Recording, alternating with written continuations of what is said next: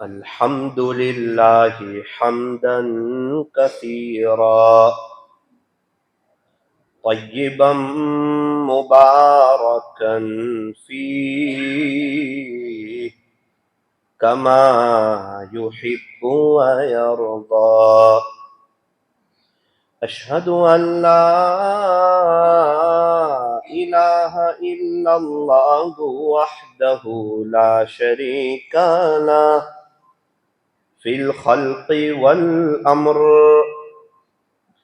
وأشهد أن سيدنا وسندنا وحبيبنا وشفيعنا وخليلنا ومولانا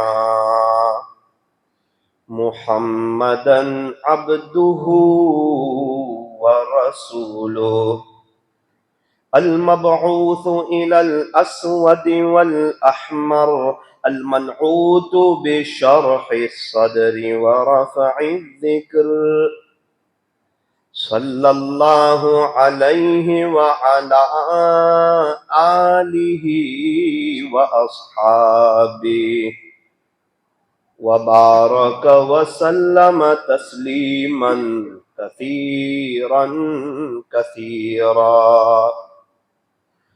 أما بعد فأعوذ بالله من الشيطان الرجيم. بسم الله الرحمن الرحيم. بل تؤثرون الحياة الدنيا والآخرة خير وأبقى. وقال الله تبارك وتعالى في القرآن المجيد والفرقان الحميد: وتوبوا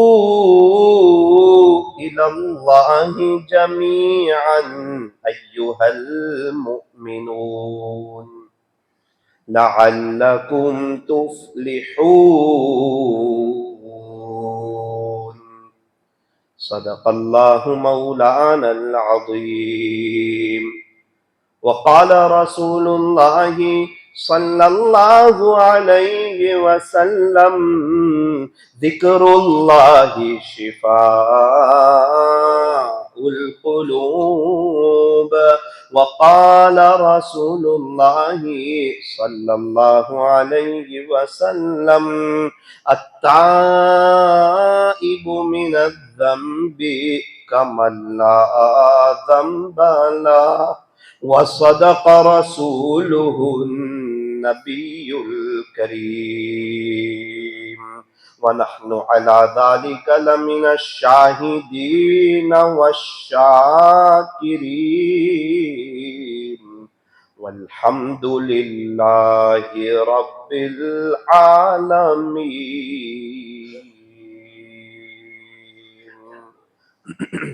محبت کی زبان سے درود پاک.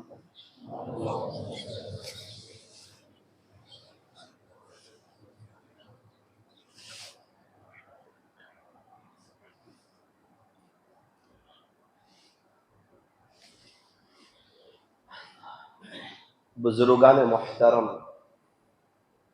اور عزیز نوجوانوں، ایک دنیا کی زندگی ہے اور ایک آخرت کی زندگی. دونوں میں فرق یہ ہے، سانس چل رہی ہے تو یہ جہاں، اور رک گئی تو وہ جہاں. ایک سانس کا فاصلہ ہے. صحابہ کرام کی سانس رک گئی، آخرت کی لائف شروع ہو گئی. ہمارے پردادا، ان کے ابا، نانا، نانی، ان سب کی سانسیں رک گئی تو وہاں کی لائف شروع ہو گئی. ابھی ہماری سانس چل رہی ہے تو یہ دنیا کی زندگی ہے، اور یوں فرمایا کہ ان قریب یہ سانس رک جائے گی. کب رکے گی؟ فرمایا کہ وہ پتہ نہیں ہے. موت برحق ہے مگر کفن کے ملنے میں شک ہے. ہو سکتا ہے ایسی جگہ انتقال ہو جہاں کفن نہ ملے، اور موت تو آ کر کے رہے گی. کب آئے گی، کس وقت آئے گی، کہاں آئے گی، اور کون سی رات قبر کی پہلی رات ہوگی، اس کا پتہ نہیں. اسکول میں ایک ایگزام کا وقت ہوتا ہے اور بعد میں ریزلٹ کے ملنے کا وقت ہوتا ہے. تو یہ دنیا کی جو زندگی ہے یہ ایگزام کا وقت ہے، ایگزام چل رہی ہے، اور ہم سب کو معلوم ہے کہ ایگزام کا وقت مختصر ہوتا ہے، اسی لیے دنیا کی زندگی مختصر ہے. اور ایگزام میں کس نے صحیح لکھا کس نے غلط لکھا، یہاں صحیح لکھنے والے کی تعریف نہیں، غلط لکھنے والے کی برائی نہیں. کیوں؟ کیونکہ ایگزام چل رہی ہے. پتہ کب چلے گا؟ فرمایا ریزلٹ کے وقت. تو یہ دنیا ایگزام کا وقت ہے. کوئی نیک بن جائے، کوئی گنہگار ہو جائے، کوئی تہجد گزار ہو جائے، کوئی اللہ کا نافرمان ہو جائے، کوئی پیارے نبی کا دیوانہ ہو جائے، کوئی ہیرو کرکٹر کا دیوانہ ہو جائے. یہاں زیادہ پتہ نہیں چلے گا چونکہ ایگزام کا وقت ہے. پتہ کب چلے گا؟ فرمایا کہ ریزلٹ کے وقت پتہ چلے گا. یہ دنیا دارالعمل ہے، عمل کی جگہ ہے، اور آخرت جو ہے یہ دارالجزا ہے، یہ بدلے کی جگہ ہے. ایک مزے کی بات سناؤں. اللہ تبارک و تعالی ہمیشہ سے ہے اور ہمیشہ رہے. ہم لوگ ہمیشہ سے ہے تو نہیں، ہم لوگ بنے ہوئے ہیں، لیکن جب اللہ نے بنا دیا تو اب ہم بھی ہمیشہ رہیں گے. اللہ ہمیشہ سے ہمیشہ رہیں گے، ہم ہمیشہ سے ہے نہیں، لیکن اب ہم رہیں گے ہمیشہ. صرف جگہ بدلے گی. پہلے عالم ارواح میں تھے، پھر ماں کے پیٹ میں آئے، ابھی دنیا کے پیٹ میں، پھر قبر میں، اور انشاءاللہ اللہ کو راضی کر کے چلے گئے تو ہمیشہ ہمیشہ کی جنت. اب کبھی ختم نہیں ہوگے. اگر کوئی بندہ جنت میں ہے تو ہمیشہ ہمیشہ کے لیے، اربوں خربوں سال، اس کا کوئی اینڈ نہیں، اس کا کوئی کنارہ ہی نہیں. فرمایا کہ وہ ہمیشہ ہمیشہ کی جو لائف ہے اس کی تیاری کے لیے اللہ تعالیٰ نے یہ دنیا میں مختصر سا وقت دیا ہے. اور ہم سب کو معلوم ہے کہ ایگزام میں صحیح لکھنے والے کو سر پاس کرتا ہے اور غلط لکھنے والے کو سر فیل کرتا ہے. اللہ تعالیٰ یہی فرما رہے ہیں کہ آپ کی ایگزام چل رہی ہے، کرامن کاتبین آپ کے ساتھ موجود ہیں، آپ جو بھی کرتے ہو وہ لکھ لیتے ہیں. کرامن کاتبین یعلمون ما تفعلون. ہم میں سے ہر ایک کے ساتھ کرامن کاتبین موجود ہیں. جو بھی ہو رہا ہے سب لکھا جا رہا ہے، سب ریکارڈ کیا جا رہا ہے، سب محفوظ کیا جا رہا ہے. ایک پلک جھپکنے کے برابر غفلت نہیں کی جا رہی. ہوگا کیا؟ فرمایا آگے اللہ تعالیٰ فرماتے ان الابرار لفی نعیم. بے شک نیک لوگ جنت میں چلے جائیں گے. وَإِنَّ الْفُجَّارَ لَفِي جَحِيمٍ. فاجر لوگ جہنم میں چلے جائیں گے. اللہ کے ساتھ کسی کی دوستی نہیں، کسی کی رشتہ داری نہیں، کسی کی یاری نہیں. اللہ کو کوئی دبا سکتا نہیں، اللہ کو کوئی روک سکتا نہیں، اللہ کا وزیر کوئی نہیں، اللہ کا مشیر کوئی نہیں. وہ تنہا بادشاہ ہے، وہی جلاتا ہے، وہی مارتا ہے، وہی رب ہے. ان اللہ علی کل شیء قدیر، بے شک اللہ تبارک و تعالی ہر چیز پر قادر ہے۔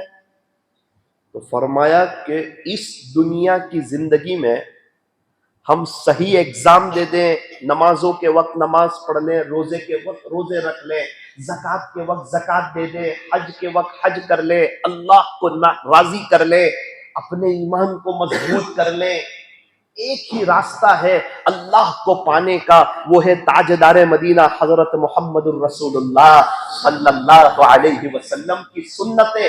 آپ سے ہٹ کر نہ پہلے کوئی اللہ تک پہنچا، نہ آج پہنچا، نہ قیامت تک پہنچے گا۔ آپ سے ہٹ کر نہ میں پہنچ سکتا ہوں، نہ آپ پہنچ سکتے ہیں۔ اسی کو شاعر نے کہا، نقش قدم نبی کے ہیں جنت کے راستے، نقش قدم نبی کے ہیں جنت کے راستے، اللہ سے ملاتے ہیں سنت کے راستے۔ سنتیں یہ ہائی وے ہے اللہ سے ملنے کا۔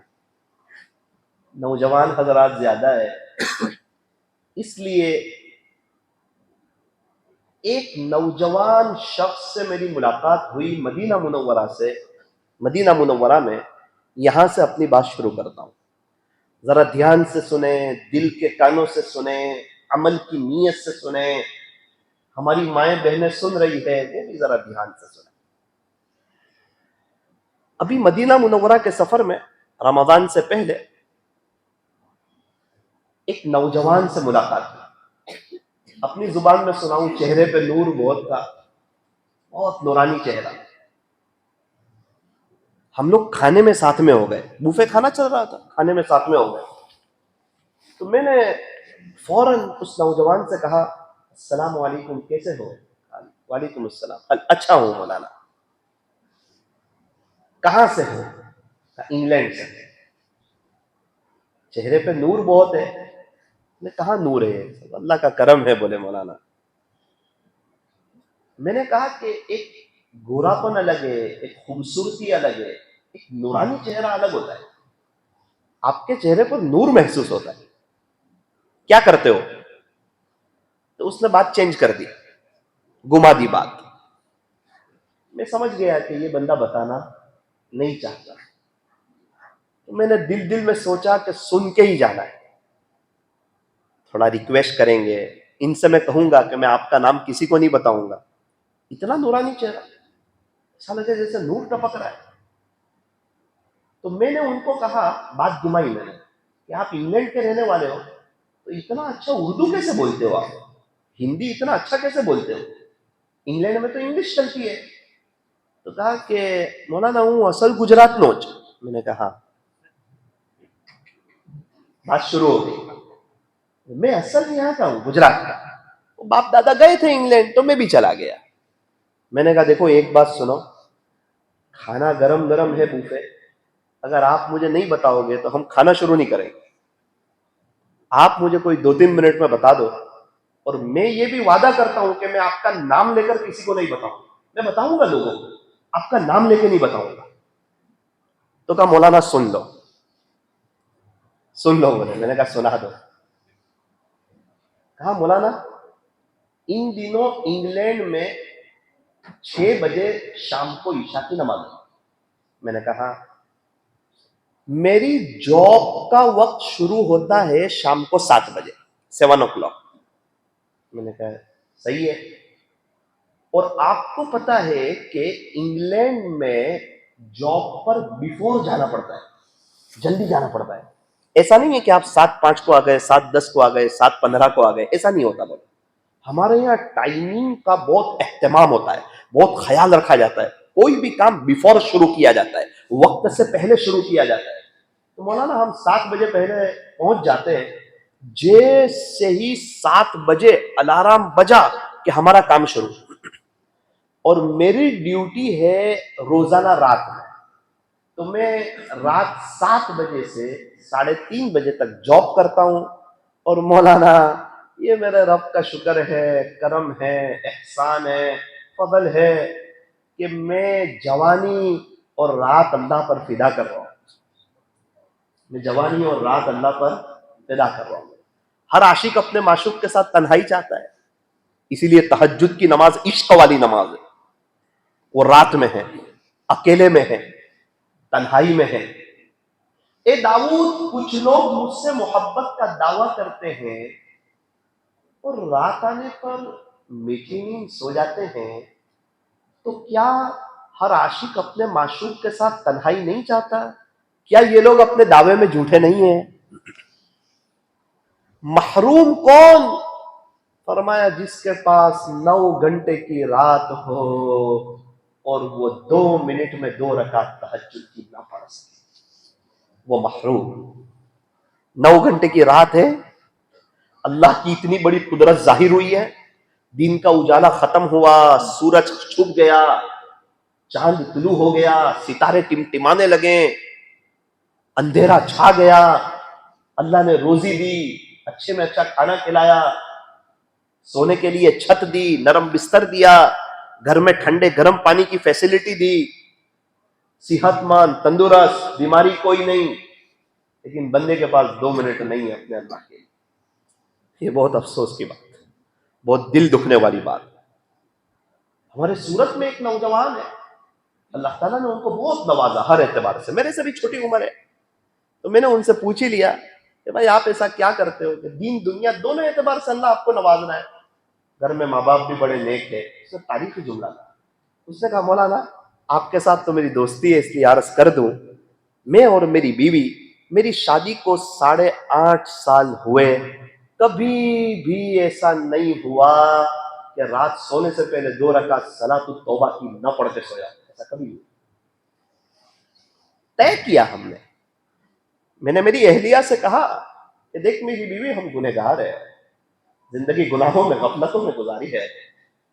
بہت سے لوگ رات سو کے صبح نہیں اٹھتے ہیں، رات سو کے صبح نہیں اٹھتے ہیں، انتقال ہو جاتا ہے، وہ دنیا سے چلے جاتے ہیں، پتہ نہیں کب اللہ سے ملاقات ہو جائے گی. میری بیوی، ہم روزانہ رات میں 2 رکعت پڑھ کے سویا کریں گے. فائدہ کیا ہوگا؟ وضو بھی ہو جائے گا، سونے سے پہلے کا آخری عمل سجدہ ہو جائے گا، اللہ سے کچھ معافی کے جملے ہو جائیں گے کہ اللہ آج تک جو غلطی کی، پورے دن میں جو غلطی کی، رب معاف کر دیجیے. تو اللہ تعالیٰ سے کچھ معافی بھی ہو جائے گی. اور جب وضو کے ساتھ سوئیں گے، نماز پڑھ کے سوئیں گے، سجدے کر کے سوئیں گے، معافی مانگ کے سوئیں گے، تو اللہ سنتوں کے مطابق سونے کی توفیق بھی دے گا. بستر جھاڑنے کی بھی توفیق ہوگی، دعا پڑھنے کی بھی توفیق ہوگی، سنت کے مطابق سونے کی بھی توفیق ہوگی. ورنہ کیا ہوگا؟ غفلت غفلت غفلت. نہ وضو ہوگا، نہ نماز ہوگی، تو پھر کیا ہوگا؟ بستر جھاڑیں گے؟ فرمایا نہیں. دعا یاد آئے گی؟ فرمایا کہ نہیں. تو کیا یاد آئے گا؟ موبائل یاد آئے گا، انسٹا کے شارٹ یاد آئیں گے، نیوز یاد آئے گا، ہائی لائٹ یاد آئے گی. نقصان کیا ہوگا؟ تہجد تو تہجد، کبھی ایسی نافرمانی ہو جاتی اللہ فجر سے بھی محروم کر دے، اللہ فجر سے بھی محروم کر دے. وہ نیت ہی نہیں، وہ ارادہ ہی نہیں، وہ جذبہ ہی نہیں، وہ اٹھنے کا ارادہ نہیں، وہ رات جلدی سونا نہیں، وضو کے ساتھ سونا نہیں، بستر جھاڑ کے سونا نہیں، دعا پڑھنا نہیں، سنت کے مطابق سونا نہیں. اور انسان سمجھتا ہے کہ میں کامیابی کی طرف جا رہا ہوں. بھائی کامیابی کی طرف تو ایک ہی راستہ جاتا ہے، وہ ہے حضرت محمد الرسول اللہ صلی اللہ علیہ وسلم کی سنت ہے. تو نیت کرے کہ انشاءاللہ ہم بھی رات سونے سے پہلے 2 رکعت صلاۃ التوبہ کی پڑھ کے سوئیں گے انشاءاللہ. اس میں نیتیں زیادہ کر لیں. اللہ یہ جو میں 2 رکعت پڑھتا ہوں، اس میں تہجد کی بھی نیت کرتا ہوں، صلاۃ التوبہ، صلاۃ الشکریہ، صلاۃ الحاجت، تحیۃ الوضو، ساری نیتیں کر لے ایک میں. عالم کا مقام عابد پر بہت زیادہ ہے. کیوں؟ اس کی ایک وجہ یہ ہے کہ عالم عمل ایک کرتا ہے، نیتیں بہت کرتا ہے. اور اللہ کے یہاں مفتی صاحب کہہ رہے تھے نا نیت پر، انما الاعمال بالنیات، سارے اعمال کا دار و مدار نیتوں پر ہے. ایک ہی عمل ہے لیکن اس کو صلاۃ الحاجت کا بھی ثواب مل گیا، صلاۃ التوبہ کی بھی پڑھ لی، صلاۃ الشکریہ کی بھی پڑھ لی، اس نے اللہ سے معافی بھی مانگ لی. اب کوئی حاجت مانگے گا اللہ وہ بھی پوری کر دیں گے، اور اس نے اللہ کا شکریہ بھی ادا کیا اور اس کی تہجد بھی ہو گئی. اب رات کو آنکھ کھلے پھر بھی تہجد ہمیں پڑھ لینی ہے. وہ نوجوان مجھے کہنے لگا کہ مولانا ہمارے یہاں جاب بیفور شروع کی جاتی، الحمدللہ ہم لوگ 7 بجے پہلے پہنچ جاتے اور 7 بجے جاب شروع ہو جاتی. تو میں نے کہا ابھی تو آپ کہہ رہے ہو کہ میں جوانی اور رات اللہ پہ فدا کرتا ہوں، پوری رات اللہ پہ فدا کرتا ہوں، اور ابھی آپ کہہ رہے ہیں کہ 7 بجے میری جاب شروع ہو جاتی ہے. تو مجھے بات سمجھ نہیں آئی، اتنی ایک بات سمجھا دیجئے. اس نے تعریفی جملے کہے، کہا مولانا میں جو جاب کرتا ہوں نا وہ سامان ادھر سے اٹھا کر ادھر، ادھر سے اٹھا کر ادھر، ادھر سے اٹھا کر ادھر، یہ ترتیب وہ ترتیب یہ ترتیب، یہ سارا میرا کام ہاتھ سے ہوتا ہے، زبان سے نہیں ہوتا. یہ ہاتھ سے دنیا کے سیٹ کی جاب کرتا ہوں اور اس زبان سے اپنے رب کی جاب کرتا ہوں. اس زبان سے میں اپنے رب کی جاب کرتا ہوں. میں نے کہا کیا کرتے ہو آپ؟ اسی کو فارسی میں کہا، دست بکار دل بیار، ہاتھ کام کاج میں ہو اور دل خدا کی یاد میں ہو. ہاتھ کام کاج میں، دل جس نے دیا ہے اس پر دل. اللہ والوں کو کیوں اہل دل کہتے ہیں؟ دل والے. حالانکہ ہم لوگ سب دل والے ہیں، ہمارے سب کے پاس دل ہے، لیکن ہم سب کو اہل دل نہیں کہتے، اللہ والوں کو اہل دل کہتے ہیں.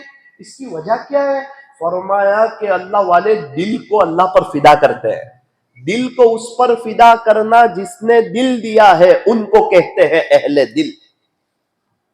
عجیب بات، اللہ تبارک و تعالی نے ہمیں آنکھیں دی تو دیکھنے کی طاقت دی، زبان دی تو بولنے کی طاقت دی، کان دیے تو سننے کی طاقت دی، ہاتھ دیے تو پکڑنے کی طاقت دی، پیر دیے تو چلنے کی طاقت دی، ناک دی تو سونگھنے کی طاقت دی. اللہ تعالیٰ نے ہمیں عقل دی تو سمجھنے کی طاقت دی.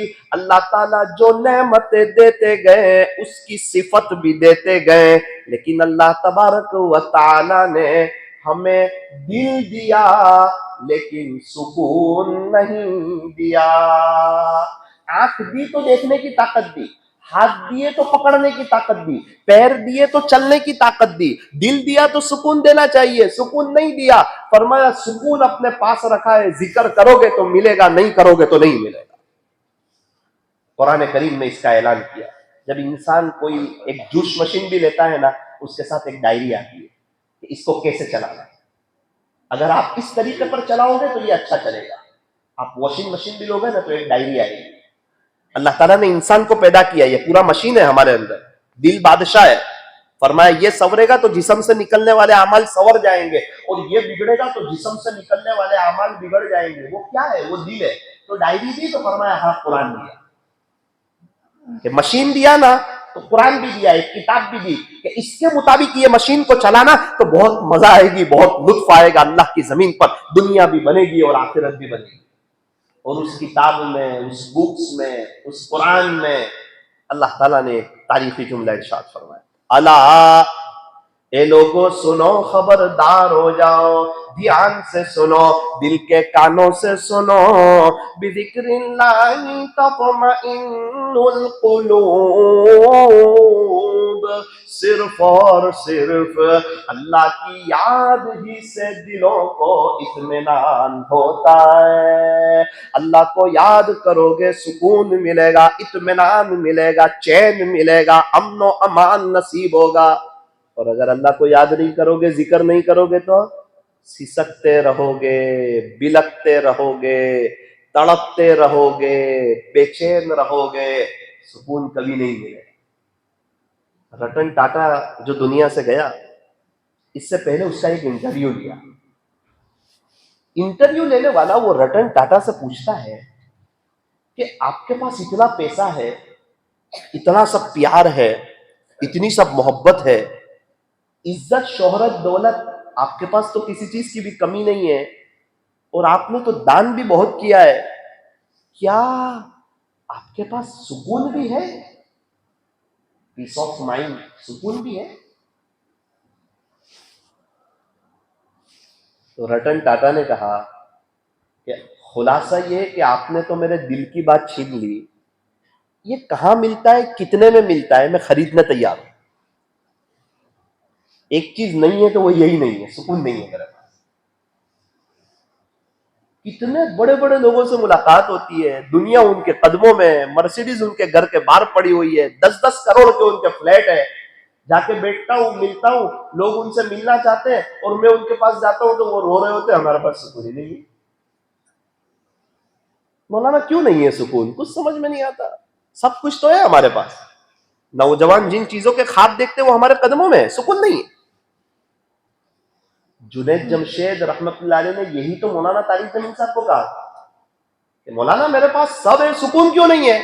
मौलाना ने कहा था कि जुनैद जमशेद, तेरे राइट घुटन में तकलीफ है और तू लेफ्ट घुटन का ऑपरेशन करवा रहा है। सुकून तो अल्लाह की याद में, सुकून दिल में, और हम उसको बाहर तलाश कर रहे हैं, चीजों में, पैसों में, घर बार में, एसी में, बंगलों में, गाड़ियों में, वहां तलाश कर रहे हैं। है तो दिल में। एक आदमी की 500 रुपये की नोट गिर गई, ये बात समझ में आएगी तो बात समझ में आएगी। 500 रुपये की नोट गिर गई और वो उसको घर के सहन में तलाश कर रहा है। उसके 6 दोस्त लोग थे, 6 दोस्त आ गए कि हमें एक जगह जाना था, चलो। उसने कहा भाई 500 रुपये गिर गए, तलाश कर रहा हूं, 15-20 मिनट हो गई, नहीं मिल रहे, कोई बात नहीं, हम भी तलाश कर देते हैं। तेरे घर का पूरा सहन तो खुला हुआ है, इसमें तो तूने सिर्फ एक बार खटला रखा है और एक तिजोरी है, बाकी तो पूरा खुला हुआ है, चलो तलाश करो। 6 दोस्त ने तलाश किया, नहीं मिला। भाई ये जो पलंग है इसको उठा के देख लो, उठा के देख लिया, नहीं है। तिजोरी के नीचे देख लो, नहीं है। एक दोस्त ने सो के चेक कर लिया, नहीं है पैसे। 15 मिनट हुई, एक दोस्त ने कहा, वो समझदार था, कि भाई सबसे पहले ये बात बता कि तेरे 500 रुपए गिरे थे? तो बोले हाँ। तेरे खुद के गिरे थे किसी और के? तो मेरे खुद के गिरे थे। तो यार बात पक्की है, गिरे तो है। उसके बाद कोई यहां आया था? बोले ना अभी तो गिरे 20 मिनट पहले। तुम्हारे आने के 20 मिनट पहले गिरे, कोई आया भी नहीं था। फिर उसने कहा कि भाई तो मिल ही जाने चाहिए यहां से, क्या यहीं गिरे थे? उसने कहा नहीं, यहां तो नहीं गिरे थे, बेडरूम में गिरे थे। ओ भाई, तूने हमारा वक्त जाया किया। तो बेडरूम में गिरे तो बेडरूम में तलाश कर। बोले वहां शॉर्ट सर्किट हो गया है तो लाइट बंद हो गई है। लाइट बंद हो गई है तो पैसा यहां तो नहीं आएगा ना, वो तो बेडरूम में है। अजीब आदमी है तू। कोई है तो नहीं बेडरूम में? का नहीं है। मोबाइल की टॉर्च शुरू की, देखा तो पलंग के नीचे मिल गए, 30 सेकंड में मिल गए। सब दोस्तों ने उसको बहुत बुरा भला कहा, यार तू अजीब आदमी है, तू पागल आदमी है, पैसे कहां गिरे थे, तू कहां तलाश कर रहा है? अल्लाह वाले हमें यही कहना चाह रहे हैं, सुकून दिल में है, और आप कहते हो अंधेरा है, कोई बात नहीं, जिक्र की रोशनी ऑन करो, आपको सुकून मिल जाएगा। आप उसको कहां बाहर तक दुनिया में तलाश कर, है ही नहीं तो बाहर। बाहर होता तो दुनिया के सबसे, आज मौजूदा सर्वे के मुताबिक सबसे ज्यादा खुदकुशी करने वाले मालदार लोग हैं, वो नहीं करते खुदकुशी। मालदारी गरीबी से मतलब नहीं है। जिसके पास अल्लाह की याद है वही आबाद है, जो अल्लाह को भूल गया वही बर्बाद। ये कायदा है। याद है तो आबाद है, और भूल गया तो बर्बाद है। शायर ने इसको कहा, न दुनिया से न दौलत से न घर आबाद करने से तसल्ली दिल को होती है, खुदा को याद करने से। اللہ کو یاد کرو گے تو سکون ملے گا، اللہ کی یاد کے علاوہ سکون نہیں ملتا۔ لوگ پریشان ہوتے ہیں بلکہ اللہ ان کو انہی کی فیلڈ میں الجھا دیتے ہیں۔ اس نوجوان سے میں نے کہا کہ بھائی، تو اس نے مجھے کہا کہ مولانا میں ہاتھ سے میرے سیٹ کی جاب کرتا، اس کے کام میں آگے پیچھے نہیں کرتا، کیونکہ یہ سیٹ مجھے تنخواہ دیتا ہے، اللہ کو مجھے اس کا جواب دینا پڑے گا، اس لیے میں وقت میں کمی نہیں کرتا، وقت میں کٹوتی نہیں کرتا، کام میں سستی نہیں کرتا۔ یہ میرا سیٹ ہے دنیا کا، اللہ نے مجھے اس کے یہاں رکھا ہے، میں اس کا پورا پورا حق ادا کرتا ہوں اور اپنا پورا پورا کام کرتا ہوں، ہاتھ سے کام کرتا، زبان سے اپنے رب کی جاب کرتا۔ میں نے کہا بھائی بس یہی بتا دو کہ زبان سے کیا جاب کرتے ہو آپ؟ چہرے پہ نور تھا نا اس کے۔ اس نے کہا مولانا سن لو، پھر اللہ کا شکر ہے، اس کا کرم ہے، میں 7 بجے جیسے ہی الارم بجتا ہماری جاب شروع ہوتی، میں ہاتھ سے کام کرتا اور زبان سے صلی اللہ علیہ وسلم، صلی اللہ علیہ وسلم، صلی اللہ علیہ وسلم۔ مولانا میں درود شریف پڑھتا رہتا ہوں۔ خلاصہ یہ ہے کہ بہت مزہ آتی ہے اللہ کے نبی صلی اللہ علیہ وسلم سے محبت، عشق اور آپ کی یاد میں درود شریف پڑھنا۔ ویسے جس کو جس سے پیار ہو اس کو یاد کرنے میں تو مزہ آتی، مولانا میں نے پیار ہی کیا اللہ کے نبی صلی اللہ علیہ وسلم سے، تو میں جھومتا رہتا، درود شریف پڑھتا رہتا۔ 8 بجتے، 9 بجتے، 10 بجتے، 11 بجتے، 12 بجے کا ایک الارم بجتا ہے، وہاں تک میں درود شریف پڑھتا رہتا ہوں، اور کیا مزہ آتی ہے وہ اللہ ہی بہتر جانتا ہے، وہ میں جانوں میرا اللہ جانے، ہر بات بتائی نہیں جاتی، ٹھیک ہے؟ جیسے ہی وہ 12 بجے کا الارم بجتا ہے تو اس کے بعد مولانا ابھی میں گنہگار بھی بہت ہوں، میں نے اللہ کو ناراض بھی بہت کیا ہے۔ جو اللہ والے ہوتے ہیں نا ان کو احساس ہوتا ہے کہ ہم نے اللہ کو بہت ناراض، وہ اپنے آپ کو گنہگار سمجھتے، وہ گنہگار سمجھتے ہیں نا، اسی لیے اللہ ان کو توبہ کی بھی توفیق دیتا، رونے کی بھی توفیق دیتا، اور اپنے آپ کو گنہگار سمجھنے کی بھی توفیق دیتا۔ پھر وہ چھوٹے بن کے رہتے ہیں، اور وہ جتنا چھوٹے بنتے چلے جاتے خدا ان کو اتنا ہی بڑا بناتا چلا جاتا ہے۔ ایک بزرگ کے پاس ایک آدمی آیا کہ حضرت میں بڑا بننا چاہتا ہوں، کوئی وظیفہ ہے؟ حضرت نے فرمایا ہاں بیٹا تو چھوٹا بن جا، اللہ تجھے بڑا بنا دے گا۔ اسپرنگ کو جتنا دباؤ گے نا اتنا ہی بندہ اوپر جائے گا۔ من تواضع للہ، جو شخص اپنے آپ کو اللہ کے لیے جھکائے گا، رفعہ اللہ، اللہ اسے باعزت کرے گا، اللہ اسے بلند کرے گا۔ تواضع میں عزت چھپی ہوئی ہے۔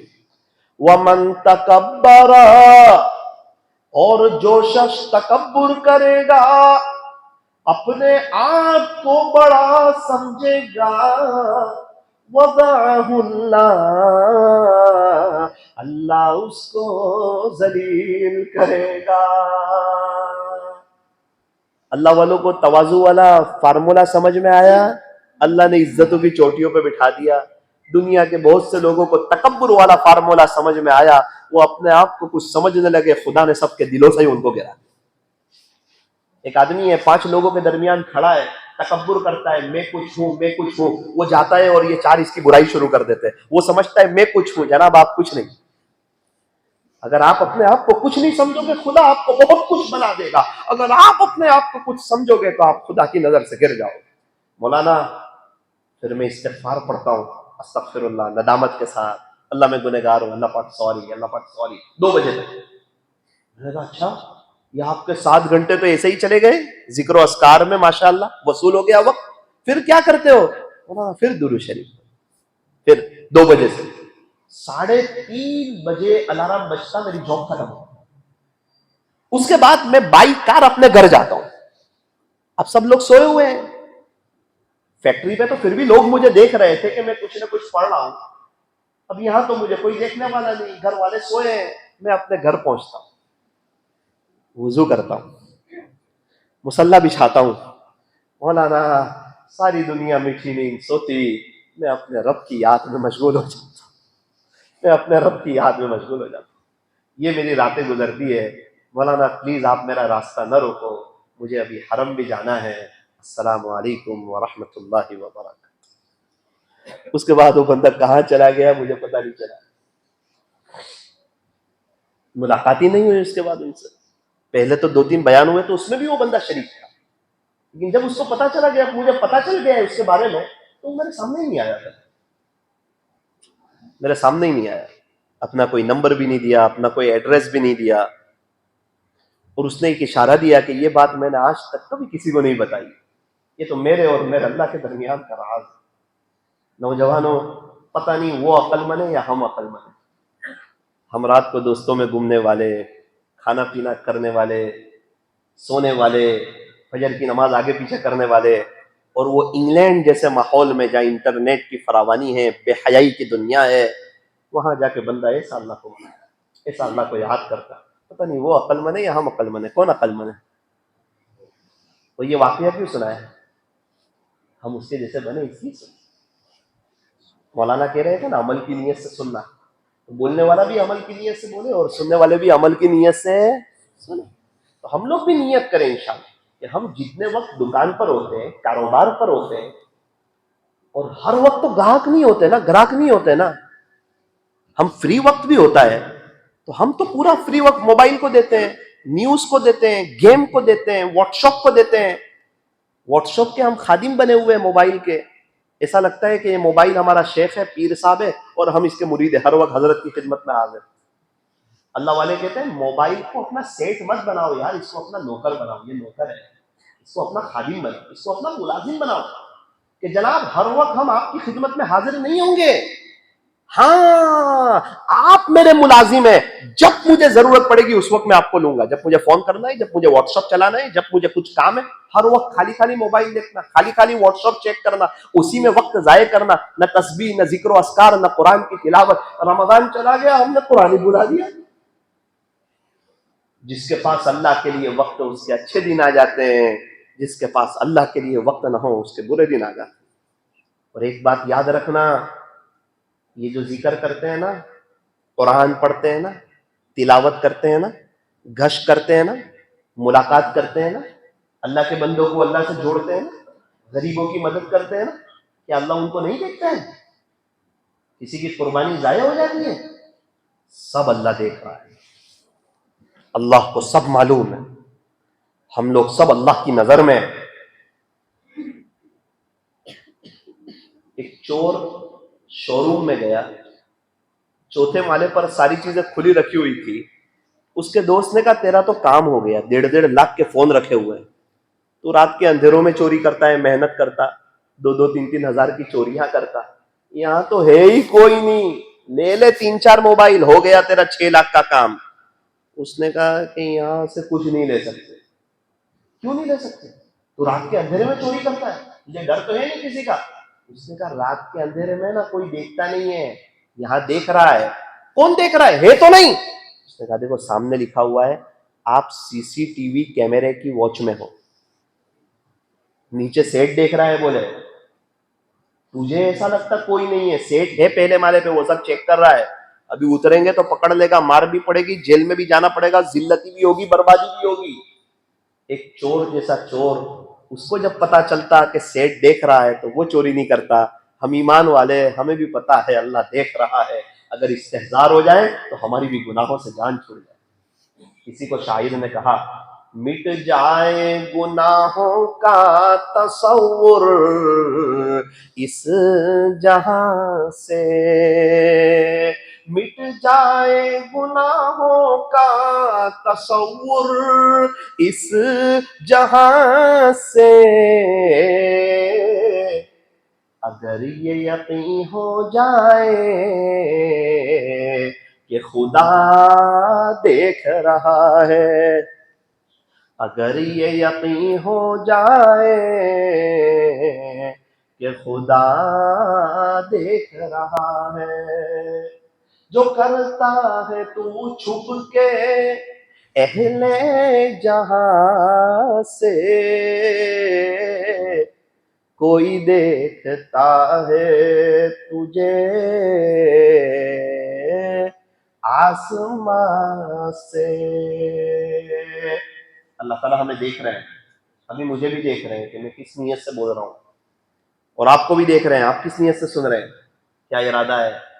صرف بیان سننا ہے، یا 2 گھنٹے اچھی جگہ لگ جائیں، یا یہ ہے کہ یہ سن کے اب لائف چینج کر کے کیوں پریشان رہنا؟ اللہ ہی کے ہو جائیں تو مزہ ہی مزہ ہے.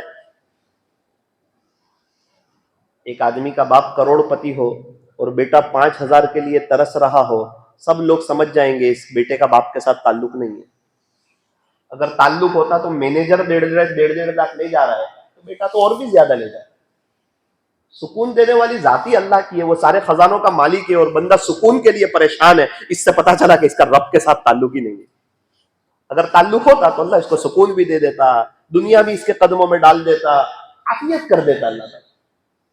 جس کے پاس رب ہے اس کے پاس سب کچھ ہے. اللہ ملا تو سب کچھ ملا، اور اللہ نہ ملا تو کچھ نہ ملا. یاد رکھنا، بہت آسان ہے آج اللہ والا بننا. ہاں، اللہ کو راضی کرنا بہت آسان ہے، ہمیں کوئی روکنے والا نہیں ہے. پانی کہاں؟ بھائی یہ پانی ہے.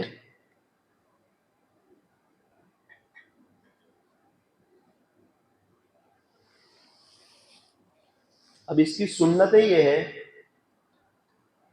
سیدھے ہاتھ سے پینا، دیکھ کے پینا، بیٹھ کے پینا. 3 سنت ہو گئی. کتنی؟ سیدھے ہاتھ سے، دیکھ کے، بیٹھ کے. بسم اللہ پڑھ کے پینا، 3 سانس میں پینا، پینے کے بعد الحمدللہ کہنا. 6 ہو گئی. اور اکثر لوگ 4-5 پہ عمل بھی کرتے، استحضار نہیں رکھتے. سیدھے ہاتھ سے، دیکھ کے، بیٹھ کے، بسم اللہ پڑھ کے 3 سانس میں، پینے کے بعد الحمدللہ کہنا. ہمیں کینیڈا والے روک رہے اس سنت پر عمل کرنے سے، یا آسٹریلیا والے روک رہے؟ تو کہ ہم خود نہیں کر رہے، ہم خود نہیں کر رہے. ہمیں تہجد پڑھنے سے کوئی دنیا کی طاقت روک رہی ہے؟ ہمارے نبی صلی اللہ علیہ وسلم کے زمانے میں تو مارا جاتا تھا.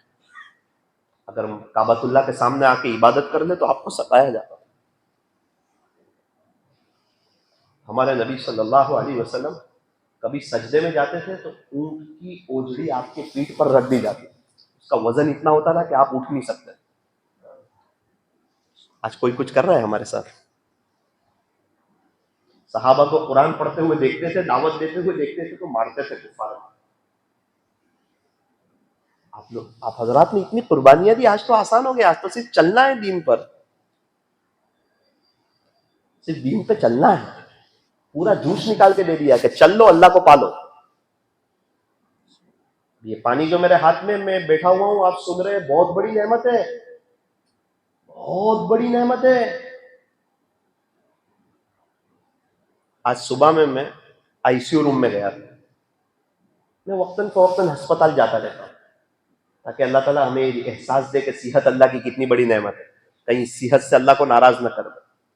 تو میں آئی سی یو روم میں گیا، میں نے دیکھا ایک شخص ہے، اس کے ہاتھ پیر باندھ دیے گئے اور ان کو سانس لینے میں بڑی تکلیف ہو رہی ہے، دقت ہو رہی ہے. پمپ لگایا ہوا ہے اور وہ ایسے ہل رہے، پورے اوپر نیچے ہو رہے، پورے اوپر نیچے، پورے اوپر نیچے، اور ایسے ہاتھ کھینچنے کی کوشش کر رہے ہیں، کوئی میرے ہاتھ چھڑوا دے. نہ بات کر رہے ہیں، نہ سن سک رہے ہیں، نہ دیکھ سک رہے ہیں. عجیب کیفیت.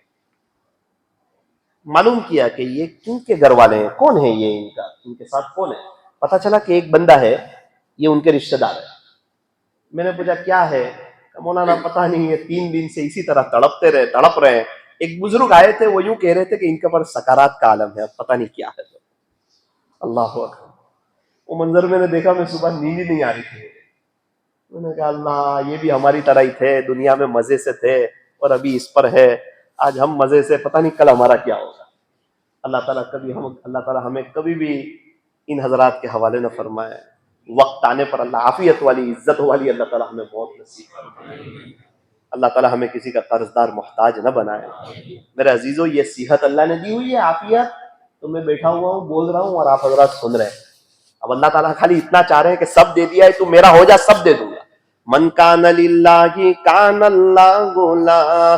جو اللہ کا ہو جاتا ہے، اللہ بھی اس کا ہو جاتا ہے.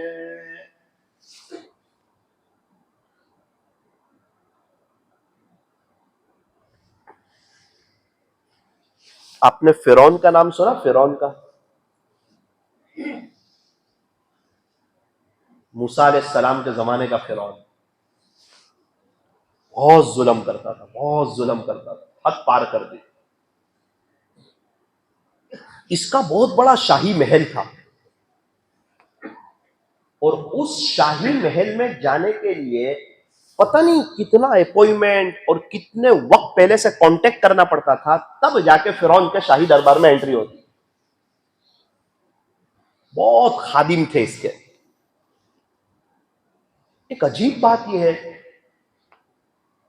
اس کو اب غرور بھی بہت تھا، نشہ بھی بہت تھا، یہ اپنے آپ کو رب کہتا تھا، اور اس کے درباری لوگ اس کے گیت بھی گاتے تھے.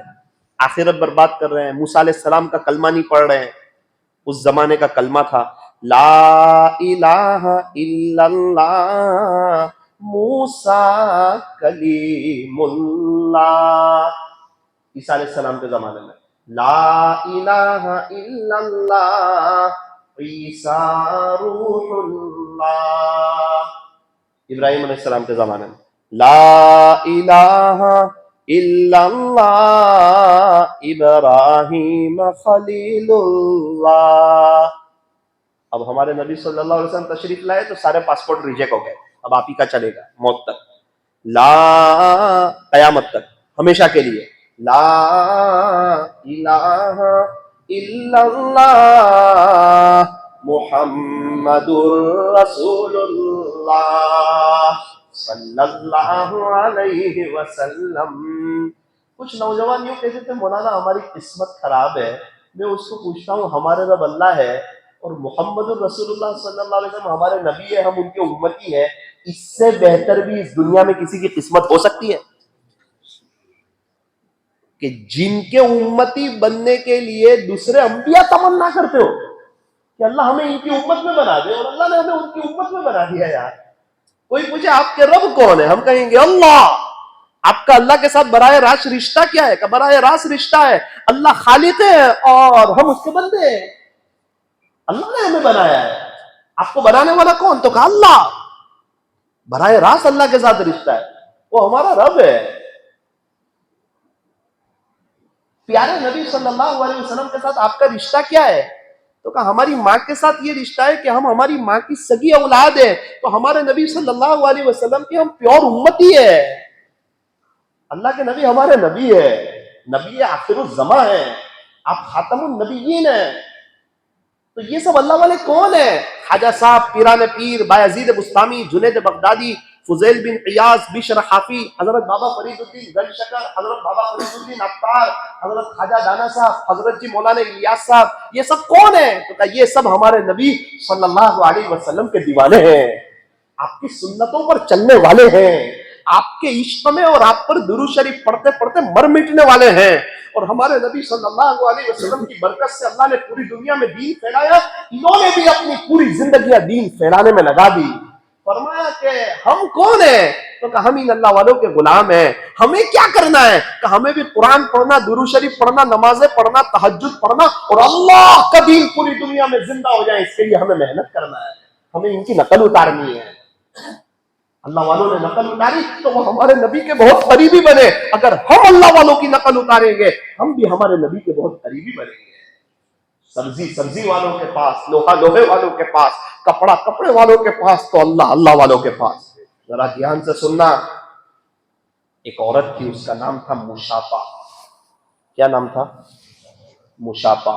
شاید آپ نے پہلے نام نہ سنا ہو، یا سنا بھی ہو تو پتہ نہیں. مشاپا کیا نام تھا؟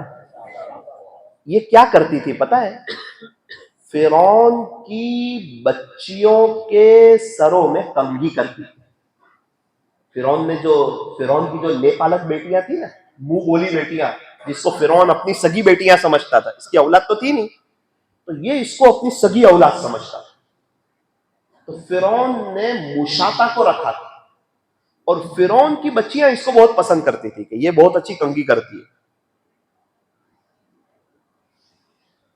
اب یہ تو شاہی دربار میں رہتی ہے، نعمتوں میں پل رہی ہے، شاندار کھانا مل رہا ہے، فرعون کے ایک دم قریبی، کبھی بھی ملنا چاہے تو مل سک رہی ہے، ساری نعمتیں قدموں میں ہیں.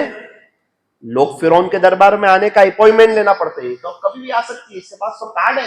یہ تو روزانہ فرعون کے دربار میں آتی، مشاطہ کیا ہوا؟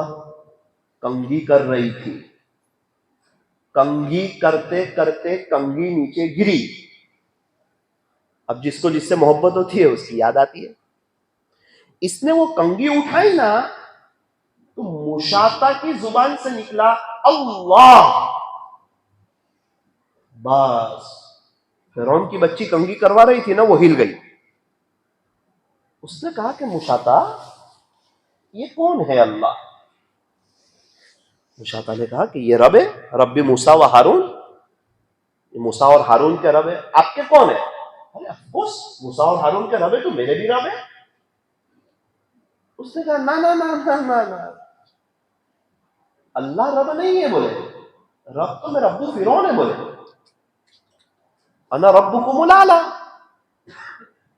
اور یہ سب بڑے بڑے وزیر، عقل مند لوگ، سمجھدار لوگ، یہ سب میرے ابو کو رب کہتے ہیں. مشاطہ نے کہا کہ بیٹی تیرا ابو ہے نا، ان کا میں احترام کرتی ہوں، وہ بادشاہ سلامت ہے. رب تو اللہ ہے. اس نے کہا مشاطہ تو یہاں محل میں رہتی ہے، میرے ابو کی نعمتوں سے فائدہ اٹھاتی ہے. بڑے بڑے وزیر لوگ تو رب مانے اور تو رب نہ مانے. اس نے کہا نا بیٹی میں آپ لوگوں سے بہت محبت کرتی، پیار کرتی، آپ لوگ میری بیٹیاں ہیں، میں آپ کی خدمت کرتی ہوں. یہ ہے نا عقیدے کی بات ہے، اس میں نہیں ہو سکتا سمجھوتا. بیٹی رب تو اللہ ہے، آپ کے ابو بادشاہ سلامت ہے. اس نے ایسے ہاتھ جھڑک دیا، غصے ہو گئی کہ میں میرے ابو کو بتا دیتی ہوں تو ایسا کہتی ہے. ہاں بیٹی یہ عقیدے کا معاملہ ہے، یہاں سمجھوتا نہیں ہو سکتا. بیٹی فرعون کی بیٹی گئی محل میں تو ابو تھے نہیں. معلوم کیا کہاں ہے؟ کہ فلاں جگہ گئے. دوڑتی دوڑتی گئی، ساری بات سنائی. ابو مشاطہ ہے نا. بولے کون مشاطہ؟ وہ خادمہ. بولے کون؟ فرعون کے دربار میں تو بہت لوگ تھے نا، بڑے بڑے وزیر دسم. ابو وہ جو ہمارے بال میں کنگھی کرتی ہے، ہم اس کی تعریف کرتے تھے. اچھا اچھا اچھا، مشاطہ کی بات کر رہے ہیں. ہاں تو کیا ہوا؟ ابو کنگھی گری نا تو اس کی زبان سے اللہ نکلا نا، تو میں نے اس کو پوچھا کہ یہ کون ہے؟ تو وہ تو کہتی ہے کہ یہ رب ہے. میں نے پوچھا کون ہے رب؟ تو کہا ربی موسیٰ و ہارون، موسیٰ اور ہارون کے رب. میں نے کہا تیرے کون ہے؟ تو وہ کہتی ہے میرے بھی رب ہے. تو میں نے کہا رب تو میرا ابو فرعون ہے. تو فرعون نے کہا رب تو میں ہی ہوں نا. تو ابو آپ کو رب نہیں مانتی ہے؟ مجھے نہیں مانتی، میرے دربار میں رہتی ہے، سب فائدہ اٹھاتی ہے، لوگ ملنا چاہتے مل نہیں سکتے. یہ ساری نعمتوں میں اتنی ساری نعمتیں اس کو دے رکھی، فیسلٹیز دے رکھی، جب چاہے تب میرے دربار میں آ سکتی. بڑے بڑے وزیر لوگ مجھے رب کہتے ہیں. ابو منع کرتی ہے کہ یہ عقیدے کا مسئلہ ہے، میں رب تو نہیں مان سکتی. تو وہ کیا کہتی ہے میرے بارے میں؟ وہ یوں کہتی ہے کہ بادشاہ سلامت ہے. ارے وہ رب کہتی ہے. نا رب نہیں کہتی ہے بیٹی، اس نے کبھی میرے سامنے نہیں کہا. ابو میرے سامنے اس نے کہا ہے، وہ آپ کے سامنے بھی کہہ سکتی ہے. اس معاملے میں وہ ایک دم مضبوط ہے، وہ کسی کی بات نہیں سنتی اس معاملے میں. بیٹی میں آتا ہوں. فرعون لال پیلا ہو گیا. یار یہ کیا ہو گیا میرے ہی دربار میں؟ اور اللہ کی بھی شان ہے، موسیٰ علیہ السلام کو بھی اسی کے گھر میں پالا. ہاں ہاں ہاں ہاں ہاں، اسی کے گھر میں پالا اور موسیٰ علیہ السلام کی برکت سے ہی فرعون کو مروایا. بہت بڑا زندگی کا سبق. راستہ ایک ہی تھا، موسیٰ علیہ السلام گزر گئے، فرعون ڈوب گیا. اس سے پتا چلا کہ بھروسہ کبھی بھی راستے پر نہیں، اللہ پہ کیا جائے. نظر اللہ پر ہو ہماری. فرعون تو آیا جلال میں. اچھا فرعون کے دل میں ایک بات تھی، اس کا رعب بہت تھا نا، کسی کو بھی مروا دیتا تھا. تو اس نے کہا کہ جب میں آؤں گا اپنے تخت پہ بیٹھوں گا اور سارے میرے وزیر لوگ جمع ہوں گے اور اس کو دھمکی دوں گا تو یہ مان لے گی مجھے. نارمل بات ہے یہ، ایک عورت ذات ہے، اس کو سمجھانا تو آسان. فرعون آیا اپنے تخت پر بیٹھا، وزیر لوگ جمع ہو گئے، سب آداب آداب کرنے لگے. مشاطہ کو بلایا جائے. آئی مشاطہ. مشاطہ کہا جی بادشاہ سلامت. جی آداب. بولے فرمائیے. میں کون ہوں؟ کہا کہ آپ بادشاہ سلامت، میں آپ کا اکرام کرتی ہوں. میں رب ہوں. کہا نا آپ رب ہو ہی نہیں سکتے. تو پھر رب کون ہے؟ وہ اللہ. یہ کون ہے؟ تو کہا رب بھی موسیٰ و ہارون، جو موسیٰ اور ہارون کا رب ہے وہی میرا بھی رب ہے. تجھے پتا ہے میں تیرے ساتھ کیا کر سکتا ہوں؟ تو سارے احسانات بھول گئی؟ جو نعمتیں میں نے تجھے دی، جو فیسلٹی جو میں نے تجھے دی، جو تنخواہ کا میں نے تجھے معیار دیا، تو اتنی آسانی سے میری شاہی دربار میں آتی ہے، آج تو میرے سامنے کھڑی ہے، تو احسان فراموشی کرتی ہے؟ اس نے کہا نا، میں احسان فراموشی نہیں کرتی، میں تو آپ کا ادب کرتی ہوں، میں تو آپ کو بادشاہ سلامت کہتی ہوں، میں تو آپ کا اکرام کرتی ہوں، میں کہاں آپ کو برا بھلا کہتی ہوں، میں کہاں آپ کے خلاف جاتی ہوں، میں کہاں آپ کے اگینسٹ جاتی ہوں؟ تو منع کرتی میں رب نہیں ہوں؟ ہاں وہ تو عقیدے کا مسئلہ ہے، وہ تو میں صحیح بات کہہ رہی ہوں کہ آپ بادشاہ سلامت ہیں، رب اللہ ہے۔ فرعون نے کہا تجھے پتا ہے میں کیا کر سکتا ہوں؟ وہ تو پتا نہیں۔ اب فرعون کی ایگو کا مسئلہ تھا، بیٹیاں بھی تعجب میں رہ گئی، پتہ نہیں اب ابو کیا کریں گے، مشاطہ بہت اچھی خدمت کرتی ہے، بات تو دربار میں آ گئی، سب کے سامنے آ گئی، مشاطہ ایک دم ہائی لائٹ ہو گئی پورے دربار میں، ایک کام والی ہے اور وہ فرعون کے سامنے مقابلے پر ہے، اگینسٹ میں، اور دربار بھی فرعون کا ہے، اور کچھ پتہ نہیں، جلات کو حکم ہو تو گردن بھی اڑ سکتی ہے، اس کے ساتھ کیا ہوگا کچھ پتہ نہیں مشاطہ کے ساتھ۔ اللہ اکبر کبیرہ۔ پھر کیا ہوا؟ فرعون نے کہا مشاطہ کو لٹا دیا جائے،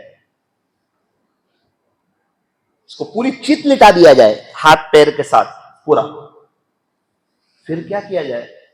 فرمایا کہ لٹانے کے بعد 4 کیل لیے جائیں، جو بڑے کیلے آتے ہیں کیلے، وہ لیے جائیں، اور اس کے ہاتھ سے اس کو مارنا شروع کیا جائے، اور زمین کے اندر تک وہ کیل اتار دیا جائے تاکہ مشاطہ اپنے ہاتھ کو ہلا نہ سکے۔ یہ بادشاہ سلامت جب کسی کو بہت بڑی سزا دیتے تھے اور کسی کو تڑپا تڑپا کے مارنا چاہتے تھے اور ان کو بتانا چاہتے تھے کہ ہمارے پاس کتنی طاقت ہے ذریعے کے طور پر، تب وہ یہ سزا دیتے تھے۔ اور کبھی کبھار وقت کا بادشاہ کسی کا چمڑا اتروا دیا کرتا تھا۔ آج ایک انجیکشن لگا دیا جائے نا، یا ہاتھ سے نیچے آر پار کر دیا جائے نا تو انسان ہل جائے۔ اب یہ اللہ کے خاطر، وقت کے نبی کے خاطر، ایمان کے خاطر اس کو چٹ لٹا دیا گیا، اور پہلا جو کیلا جو ٹھوکا نا، جو خون کا فوارہ اڑا، جو تکلیف ہوئی، جو آنکھ نکلی، لیکن رس سے مس نہیں ہوئی کہ جان دے دوں گی، لیکن عقیدے میں تو نہیں، اللہ تو اللہ ہی ہے اور میرا رب ہے، وہ پیاری اللہ سے کیا ہے، محبت ہی۔ حضرت بلال حبشی رضی اللہ عنہ کو کتنا مارا جاتا تھا، احد احد احد۔ یہ تو ہم ہیں کہ آج بنداس موبائل کا غلط استعمال کر کے تنہائیوں میں اپنے اللہ کو ناراض کرتے ہیں، ورنہ وہ لوگ تو مارے کھا کے اللہ اللہ کرتے تھے۔ اور آج تو وقت ہے، الارم ہے، مسجد ہے، اذان ہو رہی ہے، اور فجر میں ہم میٹھی نیند سو رہتے ہیں، ہم پتہ نہیں بہت دور ہے اللہ سے۔ شادی کی پہلی رات دیکھی ہے، قبر کی پہلی رات دیکھنی ہے، لیکن بندہ بھولا ہوا ہے اللہ کا۔ دیکھا جائے گا، دیکھا جائے گا۔ انکم ٹیکس والے کو حساب نہیں دے سکتا، وہاں نہیں دیکھا جائے گا۔ 1 سال کا انکم ٹیکس والے کو حساب نہیں دے سکتا، وہاں نہیں دیکھا جائے گا۔ وہاں وظیفے پڑ جائیں گے، وہاں گھر والے روئیں گے، اور اللہ کو پوری زندگی کا حساب دیکھنا ہے، بولتا ہے دیکھا جائے گا۔ سمجھتا ہی نہیں اللہ کو، پہچانتا نہیں، اللہ کی طاقت کو جانتا نہیں، اللہ کی قدرت کو جانتا نہیں، اللہ سے دور ہے نا۔ دور ہو نا وہ چیز چھوٹی دکھتی ہے۔ ابھی یہاں سے فلائٹ دیکھو اوپر اڑ رہا ہے تو چھوٹا دکھے گا، ایئرپورٹ پہ جا کے دیکھو تو پتا چلے گا او ہو یہ فلائٹ تو بہت بڑا ہے۔ جو اللہ کے بہت قریبی ہے نا ان کو پتا ہے اللہ بہت بڑا ہے، اس لیے وہ پلک جھپکنے کے برابر اللہ کی نافرمانی نہیں کرتے۔ اللہ بہت بڑا ہے، اللہ بہت بڑا ہے، بڑے کی نافرمانی نہیں کی جاتی۔ اپنے شیخ کے ساتھ چل رہے ہو تو بد نظری نہیں کی جاتی، حضرت بازو میں ہے، حضرت کا رب بازو میں ہے اور تو بد نظری کر رہا ہے، حضرت کا رب تیرے ساتھ ہے اور تو بد نظری کر رہا ہے۔ حضرت بازو میں ہو تو نماز کی کیفیت چینج ہو جاتی ہے۔ یہ میرے شیخ ہیں، بڑے اللہ والے ہیں، نماز میں دھیان لگ جاتا ہے۔ اللہ وہی سمجھا رہا ہے کہ میں تیرے حضرت کا رب ہوں، میں تیرا پروردگار ہوں، خالق ہوں، وہ تیرے بازو میں تجھے دیکھ رہا ہوں، لیکن بندہ اللہ کو بھولا ہوا ہے۔ دنیا کے انسانوں کا اس کو تصور لیتا ہے، لیکن اپنے خالق اور مالک اس کو نہیں پہچان پا رہا ہے۔ یہ بڑے افسوس کی بات ہے۔ اللہ تعالیٰ آج کی مجلس میں ہمیں اپنی پہچان نصیب فرمائے۔ اب مشاطہ جو آگے پیچھے نہیں ہوئی نا، فرعون آگے پیچھے ہوا، تعجب میں رہ گیا، یہ کیا ہو گیا؟ بولے یہ تو پوری جان دینے تیار ہو گئی۔ ایک وزیر آیا، بادشاہ سلامت بہت پریشان ہے، یہ مشاطہ بات ماننے تیار نہیں۔ تو فرعون کا مشیر تھا، خاص آدمی تھا، کان میں کہا آپ کیا چاہتے ہو؟ میں چاہتا ہوں کہ یہ مجھے رب مان لے، سب کے سامنے اقرار کر دے کہ میں رب ہوں اور اللہ کا انکار کر، ہو جائے گا۔ ہو جائے گا، پہلے بتانا تھا، کیا کریں گے تو ہو جائے گا.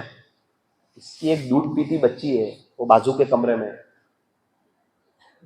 اور ماں باپ تکلیف برداشت کر لیتے لیکن بچے کو آنچ آئے نا وہ برداشت نہیں کرتے.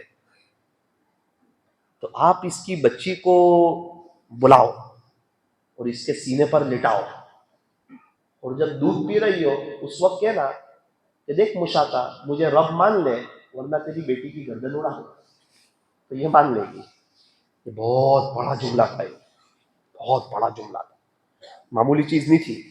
بچہ ہے نا اولاد پہ ہل جاتا ہے، باپ اولاد پہ ہل جاتا ہے. میں نے دیکھا کتنے لوگوں کو بیٹا بہت بیمار ہے اور ڈاکٹر صاحب انجیکشن دینا چاہ رہے ہیں بچے کے فائدے کے لیے، لیکن باپ اندر نہیں کھڑا رہ سکتا، باہر آ جاتا ہے کہ میں نہیں دیکھ سکوں گا، ایک انجیکشن نہیں دیکھ سکوں گا. وزیر تو مشیر تھا نا، مشیر آدمی سمجھدار ہوتا ہے، وہ مشورہ دیتا ہے، وہ اپنے بادشاہ کو خوش کرنا چاہتا ہے. فرعون نے کہا ہاں یہ بات ٹھیک ہے، بولو اب ہو گیا کام. بولو تو فرعون نے کہا کہ ابھی تو مشاطہ لیٹی ہوئی ہے، اور فرعون نے کہا کہ اس کی بچی کو لایا جائے. اب کام گئی، اب تڑپ اٹھی، یہ تو میری دودھ پیتی بچی، معصوم بچی، اس کا کیا قصور ہے، اس کی کیا غلطی ہے. سینے پہ لٹا دیا، بچی تو کھیلنے لگی اور دودھ پینے لگی. فرعون نے کہا مشاطہ، جی مجھے رب مانتی ہے؟ نہیں مانتی، تیری بیٹی کی گردن اڑوا دوں گا. ایک دم جلال میں آئی اور کہنے لگی فرعون اچھی طرح سن لے، میں اور یہ میری بیٹی، ہم لوگ خون میں رنگین اور لطفت تو ہو سکتے ہیں، ایمان کا سودا نہیں کر سکتے.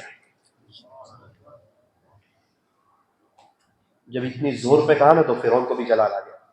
اس نے جلاد کو کہا کہ ابھی فوراً اس کی بیٹی کی گردن اڑا دی جائے. اور جلاد نے ایک وار کیا، اس کی گردن خون کا فوارہ. انا للہ و انا الیہ. کیا یہ سب اللہ نہیں دیکھ رہا ہے؟ وہاں جو اللہ کے فرشتے موجود ہیں وہ یہ سب نہیں دیکھ رہے؟ کسی کی قربانی ضائع ہو؟ وَكَانَ اللَّهُ شَاكِرًا عَلِيمًا. تیرا اللہ تو بڑا قدردان ہے، سب کچھ جاننے والا ہے. چائے میں جتنی شکر ڈالو اتنی چائے میٹھی، اللہ کے خاطر جتنی قربانی دو اتنا مقام اونچا. اب واپس فرعون نے مشاطہ کو کہا، مشاطہ اب کیا کہتی ہے؟ آنکھ میں آنسو آ گئے. کہا کہ فرعون اب تو میری بیٹی بھی دنیا میں نہ رہی، اب میں بھی نہیں رہنا چاہتی، اب اللہ کے پاس جانا چاہتی، اب اللہ سے ملاقات کرنا چاہتی. فرعون نہیں وہ کرنا چاہ رہا تھا، اصل میں بیٹیوں کے چہرے کو دیکھ کر اچھی خدمت کرتی ہے، لیکن ایگو کا مسئلہ تھا، لوگ کیا کہیں گے اس کا مسئلہ تھا. فرعون نے جلاد کو اشارہ کیا، مشاطہ بھی اللہ کو پیاری ہو. انا للہ و انا الیہ راجعون. جو ایمان والے تھے ان کے حوالے کر دیا گیا، اور جو اس وقت کا عمل تھا وہ کیا، ان کی تدفین وغیرہ عمل نہ. یہ ہو گیا پورا واقعہ پورا سمجھ میں آیا؟ اب آگے سننا کیا ہوتا ہے. میں یہ بات سنانا چاہ رہا ہوں آپ کو، اس لیے یہ واقعہ سنایا.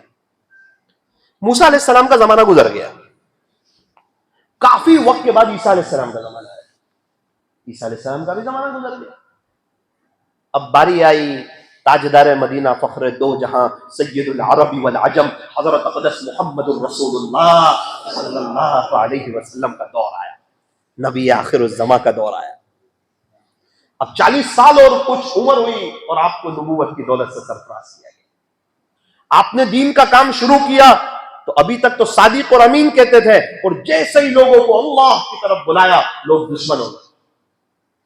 ہم نے دیکھا بہت سے خاندان دین کے کام سے دور ہوتے ہیں، اور جیسے ہی دین کا کام کرتے تو خاندان والے ان سے دشمنی کرتے. یہ ہمارے نبی کی مہا سنت. جیسے ہی ہمارے نبی صلی اللہ علیہ وسلم نے دعوت کا کام کیا، لوگوں کو اللہ کی طرف بلایا، اپنے ہی خاندان والے دشمن ہو گئے. اس کے بعد 10 سال کے قریب کا زمانہ گزرا. آپ کو جو طائف آپ گئے دین کی دعوت کو لے کر، وہ بھی بہت خطرناک مرحلے تھے، بہت خطرناک لمحے تھے. ابھی میں طائف میں گیا نا، تو ایک گائیڈ کے ساتھ میری بات چل رہی تھی. خلاصہ یہ کہ حضور صلی اللہ علیہ وسلم کے زمانے کی تو مجھے پیور باتیں بتا، میں یہ چاہتا ہوں آپ کے ساتھ. تو اس نے مجھے سب سے پہلے بتایا کہ مولانا ہمارے نبی صلی اللہ علیہ وسلم کو جو پتھر مارے تھے، وہ جو پتھر جو مارے تھے نا، وہ زور سے مارے تھے، آہستہ نہیں مارے تھے.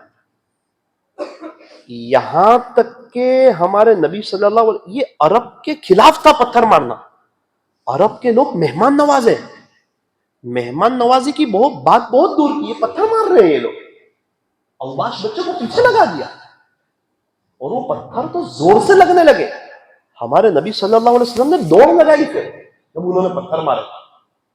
آپ گر گئے، آپ دوبارہ اٹھے، پھر آپ نے ایک ہلکی سی دوڑ لگائی. وہ بچے کو روکنے تیار نہیں ہے، وہ لوگ اور جمع ہو رہے ہیں، پتھر مار رہے ہیں، آپ دوسری مرتبہ گر گئے. پھر آپ وہاں سے اٹھے، پھر آپ نے دوڑ لگائی. تیسری مرتبہ جب آپ گرے تو بے ہوش ہو گئے، جوتے مبارک خون سے رنگین ہو گئے. اور آج ہمیں انہی کا چہرہ پسند نہیں آ رہا، انہی کی سنتیں پسند نہیں. پتہ نہیں کون سے ماڈرن دور میں، کون سی ترقی کی دنیا میں، سمجھ میں نہیں آ رہا کس کو راضی کرنا چاہ رہے ہیں، کس کے ہاتھ سے جام کوثر پینے والے، کچھ پتہ نہیں.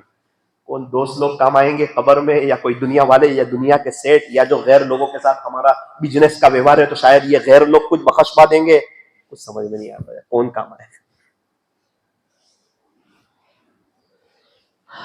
اللہ تو کہہ رہا ہے کہ کامیابی کے لیے صرف محمد الرسول اللہ صلی اللہ علیہ وسلم یہی ہمارے پاس معیار ہے، ان کے علاوہ کچھ نہیں. میں جب دکان پر بیٹھتا تھا، مستورات کہتی تھی مولانا اظہار کا کپڑا میچنگ چاہیے. تھوڑا معمولی 19-20 یار، نارمل ایک دم مائنور نہیں دکھتا تھا. وہ منع کرتی تھی یہ نہیں چلے گا. ارے اللہ کی بندی، نارمل فرق نہیں دکھتا ہے. اس نے کہا نہیں چلے گا. اس وقت میں کہتا تھا بہن اللہ نے بھی میچنگ زندگی مانگی ہے، نارمل مائنور فرق نہیں چلے گا. میچنگ زندگی لانا یوں کہا ہے، لقد کان لکم فی رسول اللہ اسوۃ حسنہ. میچنگ مانگی، دنیا کا انسان فرق نہیں چلا. میرے عزیزو، لوگ کیا کہیں گے؟ نہیں، ہمارے نبی ہمارے لیے 23 سال تک روئے یار. میری امت، میری امت، میری امت. کیا محنت، کیا کوشش، کیا قربانیاں، کیا رونا، کیا تڑپنا. تو انہیں کو بھول گئے. ہمارے نبی صلی اللہ علیہ وسلم کو ہائی لائٹ کریں ہم، آپ کو آئیڈیل بنایا ہے اپنا. ہمارے نبی ہمارے آئیڈیل ہیں، ہمارے ہیرو ہمارے نبی ہے. ہیرو کرکٹر ہمارے نبی نہیں ہے. ہمیں کسی کے ساتھ برا نہیں کرنا ہے، ہمیں دیش والے سب کا اکرام کرنا ہے. ہمیں بھائی چارہ کو عام کرنا ہے، ہمیں امت بننا ہے. کوئی ہمارے ساتھ برائی کا معاملہ کرے، اس کے ساتھ ہمیں اچھائی کا معاملہ کرنا ہے. کوئی توڑے، اس کے ساتھ جوڑنا ہے. کوئی ہمارے راستے میں کانٹے بچھائے، ہمیں اس کے راستے میں پھول بچھانا ہے. ہمارے نبی صلی اللہ علیہ وسلم پر جو عورت کچرا پھینکتی تھی، وہ بیمار ہوئی تو آپ اس کی عیادت میں گئے، اس کو پتا چلا تو اس نے کلمہ پڑھ لیا. یہ تھے آپ کے اخلاق. لیکن دنیا والوں کے خاطر، لوگوں کے خاطر، بزنس والوں کے خاطر، دوستوں کے خاطر اللہ کے نبی سے ہی دور ہو جانا جو ہمارے لیے اتنا روئے. وہ زیارت کرنے والا بھی، میں بہت خوش میں تھا، میں بہت موڈ میں تھا کہ ابھی طائف پہنچا ہوں نا، ساری زیارت کروں گا. پھر اس کے آگے مجھے جانا تھا قبیلہ بنو سعد، جہاں حضور صلی اللہ علیہ وسلم کے 4 سال گزرے تھے.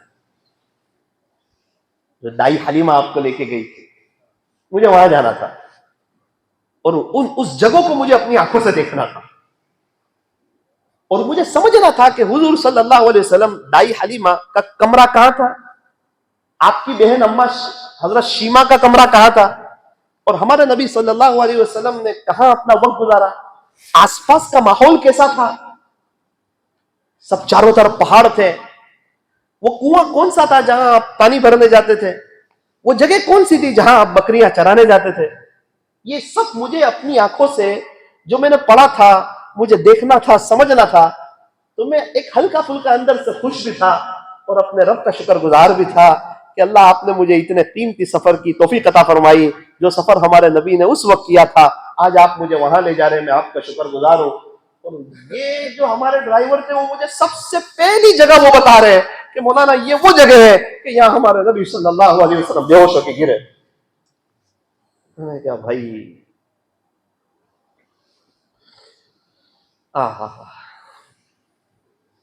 اس کے باوجود بھی وہ طائف والوں کو معاف کر دے رہے ہیں.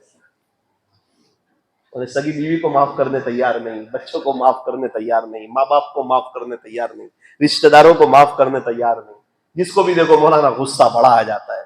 جناب موت کے وقت اگر اللہ کو آ گیا نا تو آپ کو پتا چلے گا غصہ کس کو کہتے ہیں. مولانا آپ کیا کہہ رہے ہو؟ موت کے وقت تو اللہ رحم کرے، آپ لوگوں پہ رحم کرو، اللہ موت کے وقت آپ پہ رحم کرے گا.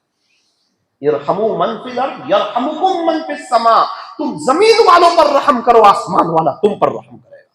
زندگی میں بھی رحم ہوگا، موت کے وقت بھی رحم ہوگا. لیکن مولانا کیا کریں، حق بات. ہاں پھر تیار رہنا، آپ بھی بہت گنہگار ہے اور اللہ بھی حق پر ہے کہ اللہ آپ پر غصہ کرے. پھر آخرت برباد ہو جاتی ہے، قبر برباد ہو جاتی ہے جب اللہ کا غصہ ہو. زیادہ غصہ کرنا بہت بری چیز ہے، اس سے لوگوں کے دل ٹوٹ جاتے ہیں، انسان خدا کی نظر سے گر جاتا ہے. بیت اللہ شریف کو نعوذ باللہ کوئی توڑ دے تو وہ کبھی اللہ کے قریب ہو سکتا ہے؟ تو سب کے دل کیا ہے؟ بیت اللہ ہے نا، اللہ کے گھر ہے سب کے دل. اسی لیے تو اللہ کے رہنے کی جگہ دل ہے، اسی لیے تو دل مانگا ہے کہ سب چیز تمہارے کو دی، شریعت کی حدود میں اس کو استعمال کرو. دل میرے لیے ہے، دل کسی کو نہیں دینا. اگر کسی کے دل کو توڑا وہ بندہ ایسا ہے گویا کہ اس نے بیت اللہ شریف کو توڑا. ہماری بیوی کا دل بیت اللہ ہے، ہمارے بچوں کا دل بیت اللہ ہے، ہمارے رشتہ داروں کا دل بیت اللہ ہے. کنٹرول کرنا ہے یار اپنے اوپر. غصہ آوے تو فوراً اپنی موت کو یاد کرنا ہے. اگر آج پی جاؤں گا برداشت کروں گا، خدا موت کے وقت مجھ پر رحم کرے گا. اور اگر آج اتار دوں گا اور اپنے آپ کو کچھ سمجھ بیٹھوں گا کہ آج طاقتور ہوں، غصہ ہمیشہ کمزوروں پہ آتا، اپنے سے زیادہ طاقتور پہ نہیں آتا ہے. یاد رکھنا موت کے وقت ہم بہت کمزور ہوں گے اور اللہ بہت طاقتور ہے. اللہ تعالیٰ ہمیں صحیح سمجھ عطا فرمائے. تو میں اس واقعے کی طرف تو نہیں جانا چاہتا، میرا دل چاہتا تھا کہ میں آپ کو سناؤں کہ میں قبیلہ بنو سعد گیا، ہم لوگ کیسے گئے، وہاں کا کیا منظر تھا اور وہاں ہم نے کیا دیکھا اور اس کے کیا نظارے تھے. اور حضور صلی اللہ علیہ وسلم نے جو انگور کھائی تھی اس جگہ کے قریب کا کیا منظر تھا. پھر الحمدللہ میں ایک ایسی جگہ پر بھی اللہ تعالیٰ مجھے لے گئے. مجھے ایک ساتھی نے کہا مولانا آپ بہت پیور جگہ پر پہنچ گئے ہو. میں نے کہا وہ کیا؟ بولے یہ پتھر ہے نا، اسی پتھر پر طائف میں اللہ کے نبی صلی اللہ علیہ وسلم ٹیک لگا کے بیٹھے تھے تو اللہ تعالیٰ نے اس کو روئی جیسا نرم کر دیا. آج آپ کے پاس موقع ہے، آپ بھی بیٹھ جائیے. تو میں سنت کی اتباع میں اس پتھر پر بیٹھا ٹیک لگا کر. اس کی کیا لذت تھی وہ میں جانوں، میرا سینہ جانے، اللہ جانے، وہ آپ کو بیان نہیں کر سکتا. لیکن اتنا ضرور ہے کہ میں آپ کو اتنی گارنٹی دے سکتا ہوں، اگر ہم سنتوں پہ چلیں گے اور سچی محبت کریں گے، پتھر بہت دور کی بات ہے، خدا جنت میں ہمیں ہمارے نبی کے ساتھ کر دے گا. المرء مع من احب، جس کو جس کے ساتھ محبت ہوگی اس کا حشر اسی کے ساتھ ہوگا. یہ سب ایگزام چل رہی ہے، ابھی دکھے گا نہیں، نتیجہ نہیں دکھے گا، کوئی تعریف نہیں کرے گا. اگر ابھی اللہ سب دے دے وے سنتوں پہ چلنے والے کو تو سب لوگ ایمان لے کے آوے، ایگزام ہی ختم ہو جائے. یہ تو سنتوں پہ چلو سب مل جاتا ہے، دنیا نہیں. یہ دنیا میں تو بولا بادی ہوگی، سب آخرت میں ملے گا. ملائی کو دیکھ کے گھی کا، ملائی کو دیکھ، دودھ کو دیکھ کے ملائی کا، اور ملائی کو دیکھ کر گھی کا پتہ چلتا ہے. آسمان اور زمین کو دیکھ کر بنانے والے کا پتہ چلتا ہے. جستجو یار میں کوئی رہبر ملتا نہیں، میں اس پر فدا ہوں جسے میں نے دیکھا نہیں. اب یہ طائف کا سفر ہے، ہمارے نبی صلی اللہ علیہ وسلم اب ریٹرن ہو رہے ہیں اور وہاں سے واپسی پر آپ کا دل بھی بہت ٹوٹا ہوا ہے. یہ نہیں پتا تھا کہ طائف والے ایسا سلوک کریں گے. مکہ والے بات نہیں مان رہے تھے، آپ طائف گئے دین کے خاطر، اور آج دین کے خاطر لوگ 3 دن جانے تیار نہیں، چلا جانے تیار نہیں، 4 مہینے جانے تیار نہیں، گشت کرنے تیار نہیں، ملاقات میں جانے تیار نہیں، اجتماع میں جانے تیار. اللہ والوں نے پوری پوری زندگیاں لگا دی. خواجہ صاحب نے یہاں آ کے پوری زندگیاں لگا دی اسی دین کے خاطر. دین زندہ ہو جاوے، سب عاشق رسول ہو جاوے، سب درود شریف پڑھنے والے ہو جاوے، سب کے دلوں میں اللہ کی محبت اتر جاوے. کون جائے گا لوگوں کے پاس؟ یہ بنجر بستیوں میں کون جائے گا؟ انہیں جا کے کون سمجھائے گا؟ ابھی سورت میں زون کی جماعت چل کے آئی، سورت میں ہی میں نے پوچھا کچھ حالات تو سنا امت کے، تو چچا رونے جیسے ہو گئے. کہ مولانا 2 نوجوان ملے، دونوں کو ہم نے پوچھا پیغمبر کون ہے، تو وہ دونوں کہنے لگے ہم نے سنا ہے پیغمبر ولبھ بھائی پٹیل کو کہتے ہیں. یہ حال ہے امت کا. اور لوگ کہہ رہے ہیں کہ ہم بزنس کاروبار فیملی کو چھوڑ کے اللہ کے راستے میں جائیں گے. کون سمجھائے گا؟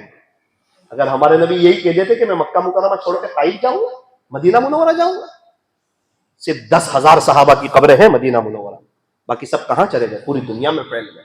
کیوں پھیلے؟ دین کے خاطر. خواجہ صاحب صرف اجمیر میں رہے, آپ بنگال تشریف لے گئے. کتنے لوگ ہی اللہ تعالیٰ نے ہدایت عطا فرمائی. محنت, کوشش, قربانی, تہجد سے اٹھ جانا, امت کو اللہ سے جوڑنا, اللہ اللہ کرنا سکھانا کہ مشکل کشا اللہ, حاجت روا اللہ, بگڑی بنانے والا اللہ, ساری دنیا کا نظام چلانے والا اللہ. جو اللہ سینگ کے دانوں کو ترتیب سے رکھنا جانتا ہے, وہ اللہ ہم میری اور آپ کی زندگی بھی ترتیب والی بنانا جانتا ہے. اب کیا دل ٹوٹا ہوگا طائف کے سفر کے بعد؟ اب بات سننا, میں اسی واقعے کو کنٹینیو کر رہا ہوں. اللہ تعالیٰ نے ہمارے نبی صلی اللہ علیہ وسلم کو یاد فرمایا. دل ٹوٹا ہوا تھا نا, جبرائیل امین کو بھیجا چند فرشتوں کے ہمراہ. خلاصہ یہ ہے کہ پیارے نبی کو معراج کے سفر کی خوشخبری سناؤ. لاؤ اب ہم اپنے نبی کو اپنا دیدار کرائیں گے. واقعہ تو میں خانقاہ میں کو سنا چکا تھا معراج کا, اسی لیے میں اپنے پوائنٹ کا ایک بات سنا دوں کہ ہمارے نبی صلی اللہ علیہ وسلم جب معراج کے سفر پر نکلے براق پر, ایک روایت کے مطابق جبرائیل امین بھی آپ کے ساتھ تھے. جبرائیل امین فرشتوں کے سردار ہیں اور آپ نبیوں کے سردار ہیں. یہ سفر چل رہا ہے اور ہمارے نبی صلی اللہ علیہ وسلم جبرائیل امین سے پوچھ رہے ہیں کہ جبرائیل, میں یہاں سے بہت انوکھی خوشبو محسوس کر رہا ہوں. یہ کون کہہ رہا ہے؟ جن کے پسینے میں خوشبو تھی وہ کہہ رہے ہیں. ہمارے نبی کہہ رہے ہیں, نبیوں کے سردار کہہ رہے ہیں, آپ کے پسینے سے بڑھ کر دنیا کی کوئی خوشبو ہو نہیں سکتی. شاید آپ کے پسینے سے بڑھ کر جنت کی خوشبو بھی نہیں ہو سکتی, پکی بات. اب ہمارے نبی یوں کہے کہ میں بہت انوکھی خوشبو محسوس کر رہا ہوں, تو آپ اندازہ لگائے وہ خوشبو کیسی ہے. جبرائیل امین کیا کہہ رہے پتا ہے؟ ارے سنو بروڑا بڑا سنو. جبرائیل امین کہہ رہے پیارے نبی جی, یہاں ہے نا اس وادی میں فرعون کی خادمہ مشاطہ کی قبر ہے, وہاں سے یہ خوشبو آ رہی ہے. یہ جو آپ محسوس کر رہے ہیں نا, او ہو کیا قربانی ہوگی. 5ویں کلاس کی ایگزام 5ویں کلاس جیسی اور MBBS کی ایگزام MBBS جیسی. جتنی بڑی ایگزام اتنی بڑی ڈگری, اتنا زیادہ پھل, اتنے زیادہ پیسے. تو مشاطہ نے کوئی 5ویں کلاس کی ایگزام نہیں دی تھی, آخری لیول کی ایگزام دی تھی. اور وہ ایگزام کا پھل تو دیکھو, اللہ نبی آخر الزمان کو مشاطہ کی داستان سنا رہا ہے. جبرائیل امین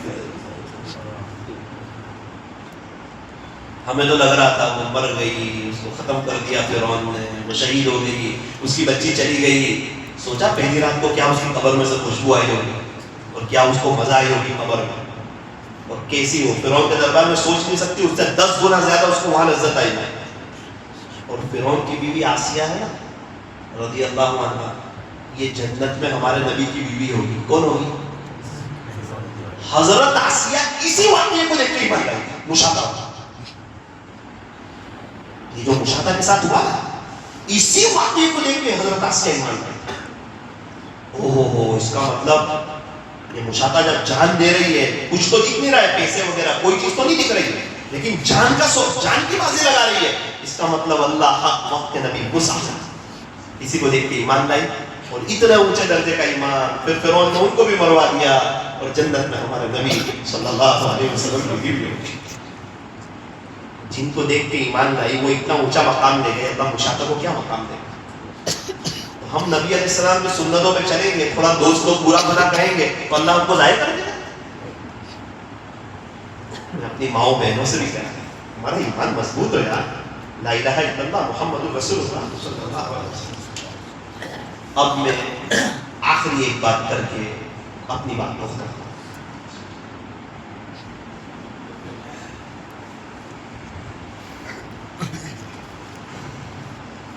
مائیں بہنیں بھی سن رہی ہیں, ہماری مائیں بہنیں بھی سنیں, آپ حضرات بھی سنیں. بات میں نے شروع کی تھی مدینہ منورہ سے. مدینہ منورہ کی ایک بات کر کے اپنی بات کو ختم. اس سفر میں مدینہ منورہ کے 2 تاریخی ملاقاتیں. ایک تو اس نوجوان سے ہوئی, یہ تو بات سمجھ میں آئی.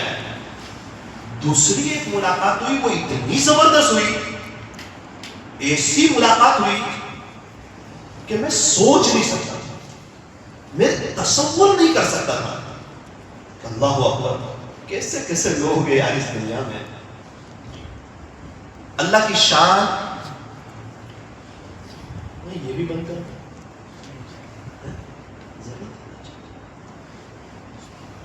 اللہ کی شان. ایک شخص میرے پاس آئے, یہی کھانے کا وقت تھا.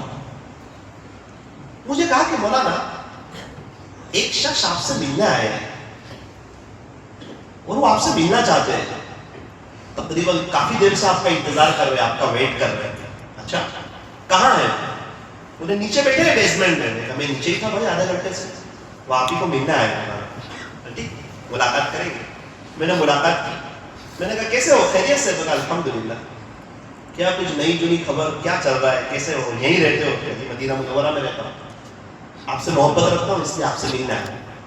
میں نے کہا آپ میرے سے ملنا ہے؟ تو نے نا مولانا کوئی بھی عالم آتے ہیں نا, ان کا نام سنتا ہوں تو ملنے چلا جاتا, محبت ہوتا ہے. اچھا اچھا ایسا جی, کوئی انوکھی بات تھی؟ تو اس نے کہا مولانا مدینہ منورہ میں اس وقت ایک نوجوان عورت ایسی ہے, ابھی وہ ہے بڑے نوجوان ہے, کہ تقریباً 30 مہینے ہو گئے اس کو خواب میں روزانہ نبی اکرم صلی اللہ علیہ وسلم کی زیارت نصیب. میں تو ہل گیا اس کی بات سن کے. میں نے کہا اس خاتون کے بارے میں آپ جانتے ہو؟ کہ بالکل آف کورس جانتا ہوں. آپ مجھے کچھ بتا سکتے ہو؟ ہاں بالکل بتا سکتا ہوں. وہ ابھی ہے؟ بولے ہاں ہے. بولے مجھے تعجب کرنے لگا. سیریل کی دنیا, موبائل کی دنیا, انسٹا کی دنیا, لوگ گناہوں کے پیچھے لگے ہوئے ہیں. کیا اللہ اس کے رسول سے پیار ہوگا, محبت ہوگی کہ روزانہ زیارت نصیب ہوگی. مجھے کہا کہ میں نے کہا آپ کو کیسے پتا چلا اس کو زیارت ہوتی ہے؟ تو مولانا ایک انقلابی واقعہ پیش آیا. کیا واقعہ پیش آیا؟ تو کہا ہم لوگ انڈیا میں رہتے ہیں. بھائی انڈیا میں کہاں رہتے تھے؟ گجرات میں رہتے تھے. گجرات میں کہاں رہتے تھے؟ بہت آگے مت پوچھو, احمد آباد سے آگے ایک جگہ ہے وہاں رہتے تھے. اچھا ٹھیک.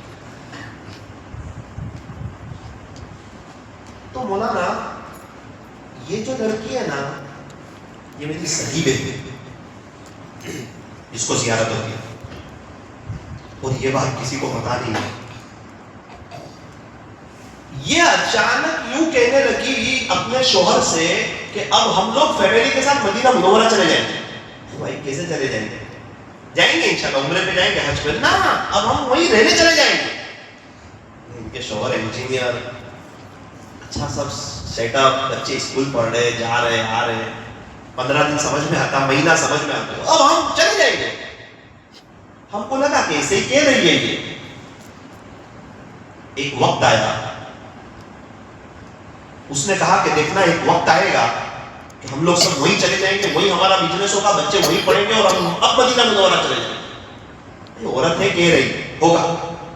اللہ کی شان, ایسا کہ بھی نظام چلا کہ مولانا ہم لوگ سب مدینہ منورہ, بزنس بھی یہاں ہو گیا, بچے بھی یہاں پڑھنے لگے, اور میں یہاں تھوڑا اپنی بہن سے دور تھا. اس کی شادی ہو گئی, پتا تھا بہت نیک ہے, اللہ والی ہے, اس کا اللہ کے ساتھ تعلق ہے, کبھی کبھار اس کو زیارت ہوتی ہے. ہمارے ماں باپ بھی نیک تھے, ان کو بھی کبھی کبھار زیارت ہوتی ہے. اتنا سا تعلق نہیں تھا. اب جب ہم لوگ مدینہ منورہ آ گئے اور اس نے جیسا کہا تھا ویسا ہو گیا, تو میں اس کی واچ میں لگ گیا کہ یہ کرتی کیا ہے. چونکہ یہاں تو ہمارے اور بھی رشتے دار تھے, وہاں تو زیادہ کوئی رشتے دار نہیں, تو میں اس کو دیکھنے لگا. مولانا میری بہن کے اندر 3 باتیں ایسی ہیں, 3 باتیں ہیں کہ جس کی وجہ سے اس کو خواب میں تقریباً روزانہ نبی اکرم صلی اللہ علیہ وسلم کی زیارت نصیب. پھر اس نے تاریخی جملہ کہا کہ مولانا خلاصہ یہ ہے کہ روزانہ اس کو زیارت ہوتی ہے, اور یہ روزانہ ایک دفعہ پیارے نبی کے روزے پر جاتی ہے. اس کی کیا کیفیت ہوتی ہے؟ روزانہ ایک دفعہ پیارے نبی کے روزے پر جاتی ہے. اس کی کیا کیفیت ہوتی ہے؟ میں نے کہا کیا کرتی ہے آپ کی بہن؟ کہا مولانا جو میں نے دیکھا، اس نے تو نہیں بتایا، جو میں نے دیکھا وہ آپ کو بتاتا۔ سب سے پہلی بات میں نے کہا ان کے شوہر وغیرہ، بولے میں آپ کی ان سے بھی ملاقات کرا۔ بعد میں ان کے شوہر سے ملا، میں نے کہا بھائی ہمارے لیے بھی دعا کروانا، آپ بہت خوش نصیب ہو۔ وہ تو اللہ کا شکر ہی ادا کر رہا ہے، الحمدللہ الحمدللہ۔ مولانا یہ سب راز ہے تو کسی کو پتا نہیں ہے، آپ بھی ہمارے نام کے ساتھ کسی کو نہیں بتا سکتے۔ میرا نام عبرت کے لیے بتاؤں گا جہاں مستورات کی مجمع ہو، تاکہ پتہ چلے کہ آج اس دنیا میں کیسی کیسی عورتیں ہیں، اور جب وہ اللہ کی ہو گئی تو اللہ کی ان کے ساتھ کیسی مہربانی ہے۔ تو کہا مولانا 3 باتیں میں نے دیکھی میری بہن کے اندر۔ میں نے کہا وہ کون سی 3 بات؟ تو کہا پہلی بات یہ ہے کہ جب بھی اس کے سامنے کوئی آپ واقعہ سناؤ، اللہ کی شان میں سناؤ، پیارے نبی صلی اللہ علیہ وسلم کے زمانے کا کوئی بھی واقعہ سناؤ، تو واقعہ سناتے ہی اس کی آنکھ سے ٹپ ٹپ ٹپ ٹپ آنسو گرنا شروع ہو جاتے، روتی بہت ہے۔ مجھے بڑا تعجب ہوتا، مولانا بہت روتی ہے۔ کہا بھائی جس کو جس سے پیار ہو وہ اس کو یاد کر کے رویا بھی کرتا ہے۔ محبت میں ایک زمانہ ایسا بھی گزرتا ہے، زبان خاموش رہتی ہے، دل روتا رہتا ہے، اس کو محبت ہے۔ میں نے کہا آج ہم لوگ تو گناہ کرتے رہتے، توبہ بھی نہیں کرتے، تو گناہ کرتے تو سیاہ نقطہ لگتا، وہ لگتے لگتے پورا دل ہی بلیک ہو گیا، رونا ہی نہیں آتا۔ اور اس کا دل کتنا صاف ہوگا، اس کا اللہ کے ساتھ تعلق کتنا مضبوط ہوگا کہ دین کی بات کرتے اس کے آنکھ میں سے آنسو شروع ہو گئے۔ میں نے کہا یہ بہت بڑی بات ہے، اللہ تعالیٰ ہم تمام کو بھی رونے والا بنائے۔ جو اللہ کے سامنے ہاتھ پھیلاتا اللہ کسی اور کے آگے اس کو ہاتھ پھیلانے نہیں دیتے، اور جو اللہ کے سامنے روتا اللہ کسی اور کے آگے اس کو رونے نہیں دیتے۔ میں نے کہا دوسری بات یہ ہے مولانا کہ میں جب بھی مدینہ منورہ آنے کے بعد، اس کے بعد میں نے اس کو واچ کرنا شروع کیا میری بہن کو، اس سے پہلے کا مجھے نہیں پتا۔ مدینہ منورہ آنے کے بعد جب بھی میں میری بہن کے گھر گیا، اور جانا ہوتا ہے بولے روزانہ 2-3 دفعہ، صبح گیا، دوپہر گیا، شام گیا، رات گیا، کبھی کھانا بنا رہی ہے، کبھی کیا کر رہی ہے، کبھی صفائی کر رہی ہے، مولانا ہمیشہ میں نے دیکھا اس کے ہونٹ ہلتے رہتے۔ میں قریب گیا تو میں نے دیکھا وہ درود شریف اللہ اکبر۔ میں نے کہا بھائی یہ تو محبت کی بات ہے، جس کو جس سے محبت و عشق ہو اللہ اس کو یاد کرتا ہے، اس کے دل میں محبت ہی ہے اللہ کے نبی صلی اللہ علیہ وسلم۔ اسی لیے تو آپ جب بھی جا رہے ہیں، صبح جا رہے ہیں، دوپہر جا رہے ہیں، شام جا رہے ہیں، رات جا رہے ہیں، یہ عورت درود شریف پڑھتی رہتی ہے۔ بڑا تعجب ہوا۔ تیسری بات بہت عجیب بتائی، کہا کہ مولانا میری بہن کی تیسری بات یہ ہے کہ وہ نہ تو کسی کی غیبت کرتی ہے نہ کسی کی غیبت سنتی ہے۔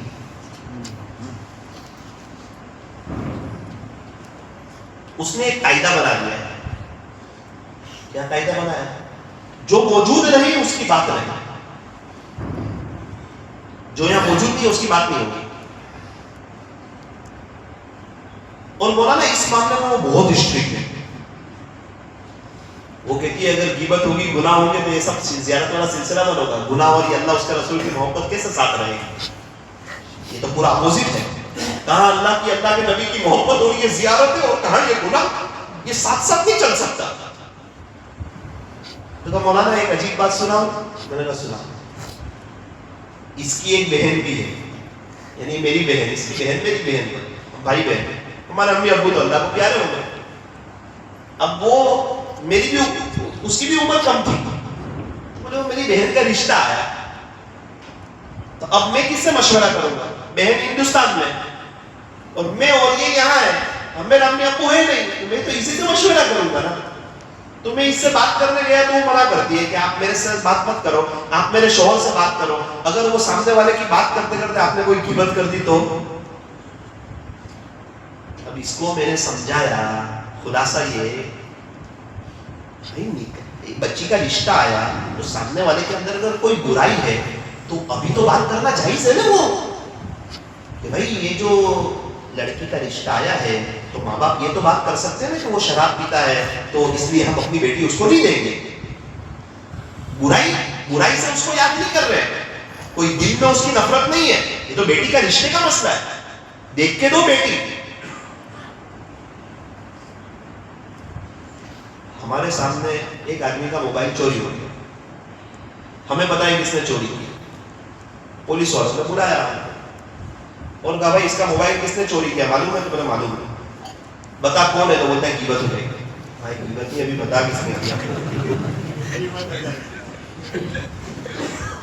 تو موقع بھی دیکھنا پڑے گا نا. ابھی ایک آدمی کا مجھے فون آیا سورت سے کہ مولانا نوساری سے ہماری بیٹی کا رشتہ آیا ہے، فلاں لڑکا ہے، آپ کی کیا رائے ہے؟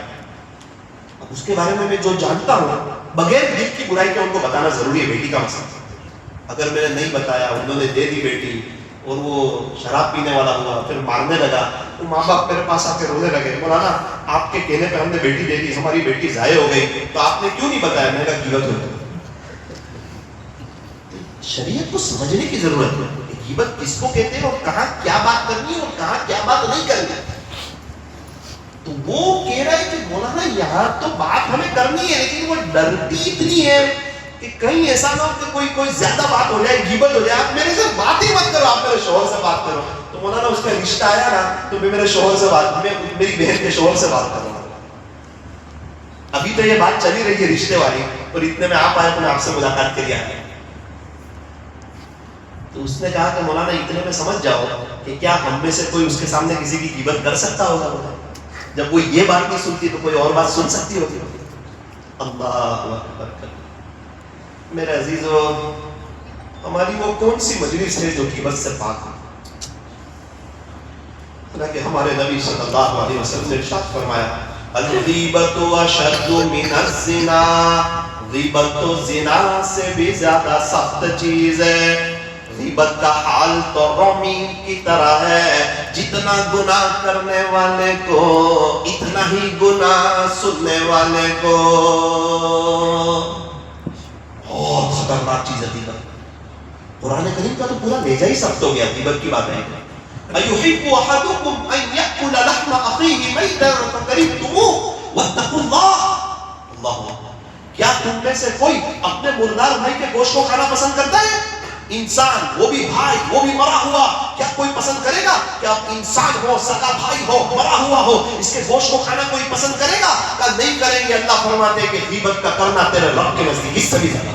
وَاتَّقُوا اللَّهَ، اللہ سے ڈرو. آج تو رات سونے سے پہلے میاں بیوی سگے ماں باپ کی غیبت، بھائی بہن کی غیبت، دیرانی جیٹھانی نڑن کی غیبت، فیملی ساتھ میں بیٹھی ہوئی ہے تو چچا کی غیبت، ماما کی فیملی کی غیبت، نانا کی فیملی کی غیبت. کیا کر رہے ہیں ہم؟ اچھے سب پریشان. تو افسوس کرنا چاہیے، آپ کو دعا کرنی چاہیے، ان کی خیر خائی کرنی چاہیے. دوستوں کے ساتھ میں بیٹھے ہوئے سنا کہ نہیں، وہاں آگے غیبت ہی ہوتی ہے. اور آج تو لوگ اللہ والوں کے پاس لیٹسٹ طریقے پر غیبت کرتے ہیں. غیبت کا بھی نیا ورژن ہے.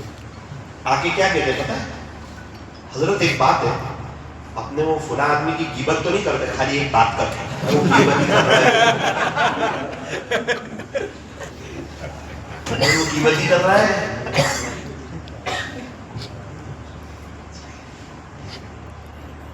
وہ سمجھ رہا ہے کہ میں اللہ کو دھوکہ دے کے غیبت کرتا ہوں.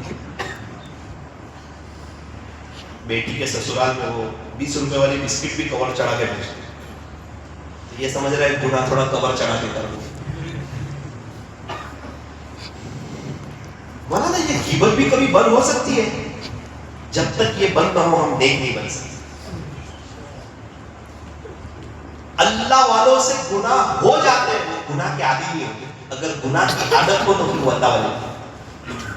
اللہ والوں سے گناہ ہو سکتا ہے لیکن گناہ کی عادت نہیں ہو سکتی. عادت ہو تو پھر وہ اللہ والے نہیں ہو سکتے. تھوڑا سا پیار سے اس معاملے کو حل کیا جائے. کیسے حل کیا جائے؟ میں بھی تو انسان ہوں، میں بھی بہت گنہگار ہوں. اللہ تعالیٰ ہمیں گناہوں سے بچنے کی توفیق دے. ایک مرتبہ میں نے موقع دیا کہ تھوڑا سا گھر والے خوش ہو تو اس ٹاپک پر بات کی جائے. میں نے موقع دیکھ کر کے کہا کہ دیکھو ماشاءاللہ ہم ہے نا ایک نیت کرتے ہیں. میری اہلیہ سے کہا کیا نیت کرتے ہیں؟ اپنے دونوں میں نا انشاءاللہ کسی کی غیبت نہیں کریں. غیبت کریں گے تو اپنے خوش نہیں رہ سکتے. اللہ کو ناراض کرنے والا خوش نہیں رہ سکتا. یہ زمین اللہ کی ہے. ابو ناراض ہو تو بچہ ابو کے گھر میں خوش نہیں رہ سکتا. شوہر ناراض ہو تو بیوی شوہر کے گھر میں خوش نہیں رہ سکتی. یہ زمین اللہ کی ہے. اگر اللہ کو ناراض کریں گے تو اللہ خوش نہیں رکھے گا. تو میں نے کہا کہ دیکھو ایک بات یہ ہے کہ میں آپ کے گھر والوں کی کوئی غیبت آپ کے سامنے نہیں کروں گا. آپ کے گھر والوں کی کوئی غیبت آپ کے سامنے نہیں کروں. ویسے مردوں کی ہمت ہوتی نہیں کہ اس کے گھر والوں کی غیبت کرے. کسی مرد کی ہمت نہیں. اس نے ایسا ماحول تیار کیا پہلے ہی دن سے. اس نے ایسا ماحول بنایا ہے کہ میرے امی، میرا ابا، میرا بھائی، میری بہن، میری جو بھابھی وغیرہ ہیں، ہم لوگ سب فرشتے ہیں. اور سارے عیب آپ کے گھر والوں کے اندر ہے. اور اگر جو آپ نے ایک عیب بتایا میرے گھر میں سے کسی کا تو میں آپ کے خاندان سمیت سب کے عیب بتا دوں. میں اپنے گھر کی بات نہیں کر رہا ہوں، عمومی ایک جنرل قاعدہ ہے بیان تو میرے گھر والے بھی سنتے. ابھی تو کچھ لوگ کیا کلپ نکال کے چلا دیتے پتہ ہی نہیں چلتا. ابھی میں نے ایک عطر کی دکان میں کہا کہ کڑک خوشبو لگانا حرام ہے. تو کسی نے اس کا ہیڈنگ چڑھا کے لگا دیا. میں نے کہا بھائی مجھے فورن سے فون آ رہا ہے، آگے تو سنو کیا کہا بھائی. میں نے کہا کہ حجر اسود کو بوسہ دینا سنت ہے اور وہاں لوگوں کو دھکا دینا حرام. ایذائے مسلم حرام ہے قاعدہ ہے. تو میں نے کہا بھائی عطر لگانا سنت ہے، ایسا عطر لگانا جس سے بازو والے کا سر دکھے وہ حرام ہے. حرام کیا ہے؟ ایذائے مسلم. کسی کا سر دکھانا کیا ہے؟ ایذائے مسلم. تو ایسا کڑک عطر ہو تو کب لگا لے؟ تہجد کے وقت لگا لے. ہم اور ہمارا اللہ. بات سمجھ رہے؟ میں نے کہا ابھی کیا کون سا عطر لگایا؟ میں نے کہا ابھی آپ جو ہے پبلک سٹی میں ہو تو آئس برگ لگاؤ، مشکل ہجاری لگاؤ. تم ایک جگہ سفر میں گئے، ایک آدمی میرے پاس آئس برگ لے کے آئے تو مولانا آپ کا من پسند ہی تھا. وہ بھائی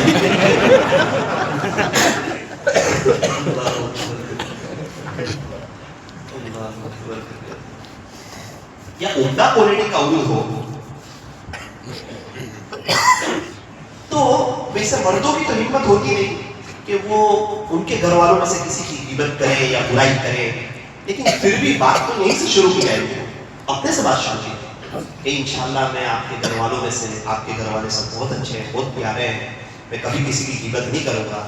آپ سے ایک درخواست ہے کہ آپ میرے گھر والوں میں سے بھی کسی کی غیبت نہیں کرنا. یہ انسان ان سے غلطیاں موت تک ہوتی رہے، ان کی غیبت مت کر تو ہمارا گھر جنت کا نمونہ ہو. ایسی کوئی ایک آدھ مرتبہ کہیں آئس کریم کھانے گئے ہو، کچھ کھانے گئے ہو، کوئی موڈ میں ہو، اس وقت اس قسم کی بات کی جائے اور مٹھاس سے، محبتوں سے اپنے گھروں سے غیبت کا خاتمہ کیا جائے. ورنہ میرے عزیزو جب تک غیبت ہوتی رہے گی، اثرات، تکلیف، بلا، مصیبت، بے برکتی، میاں بیوی کے جھگڑے، بچوں کا نافرمان ہونا، بیٹیوں کا تڑپنا، اللہ کی نظر سے وہ گھر گر جاتا ہے. بہت افسوس ہوتا ہے. میاں بیوی سوئے ہوئے ہیں، ماں باپ کی غیبت کر رہے ہیں، ماں باپ سوئے ہوئے ہیں، بہو بیٹے کی غیبت کر رہے ہیں. رات کو دونوں یہ گھر آنے اللہ کی نظر سے گھر سے. ایسا نہ کریں. اپنی تنہائی کو پاک صاف کریں. مائیں بہنیں بھی سن رہی ہیں، ان سے بھی میں کہنا چاہتا ہوں یہ جو 3 بات جو اس عورت کی تھی، اللہ کے سامنے روتی بہت ہے، درود شریف پڑھتی بہت ہے اور اپنے آپ کو غیبت سے بچاتی ہے. یہ آج کی مجلس کا سب سے بڑا پیغام ہے.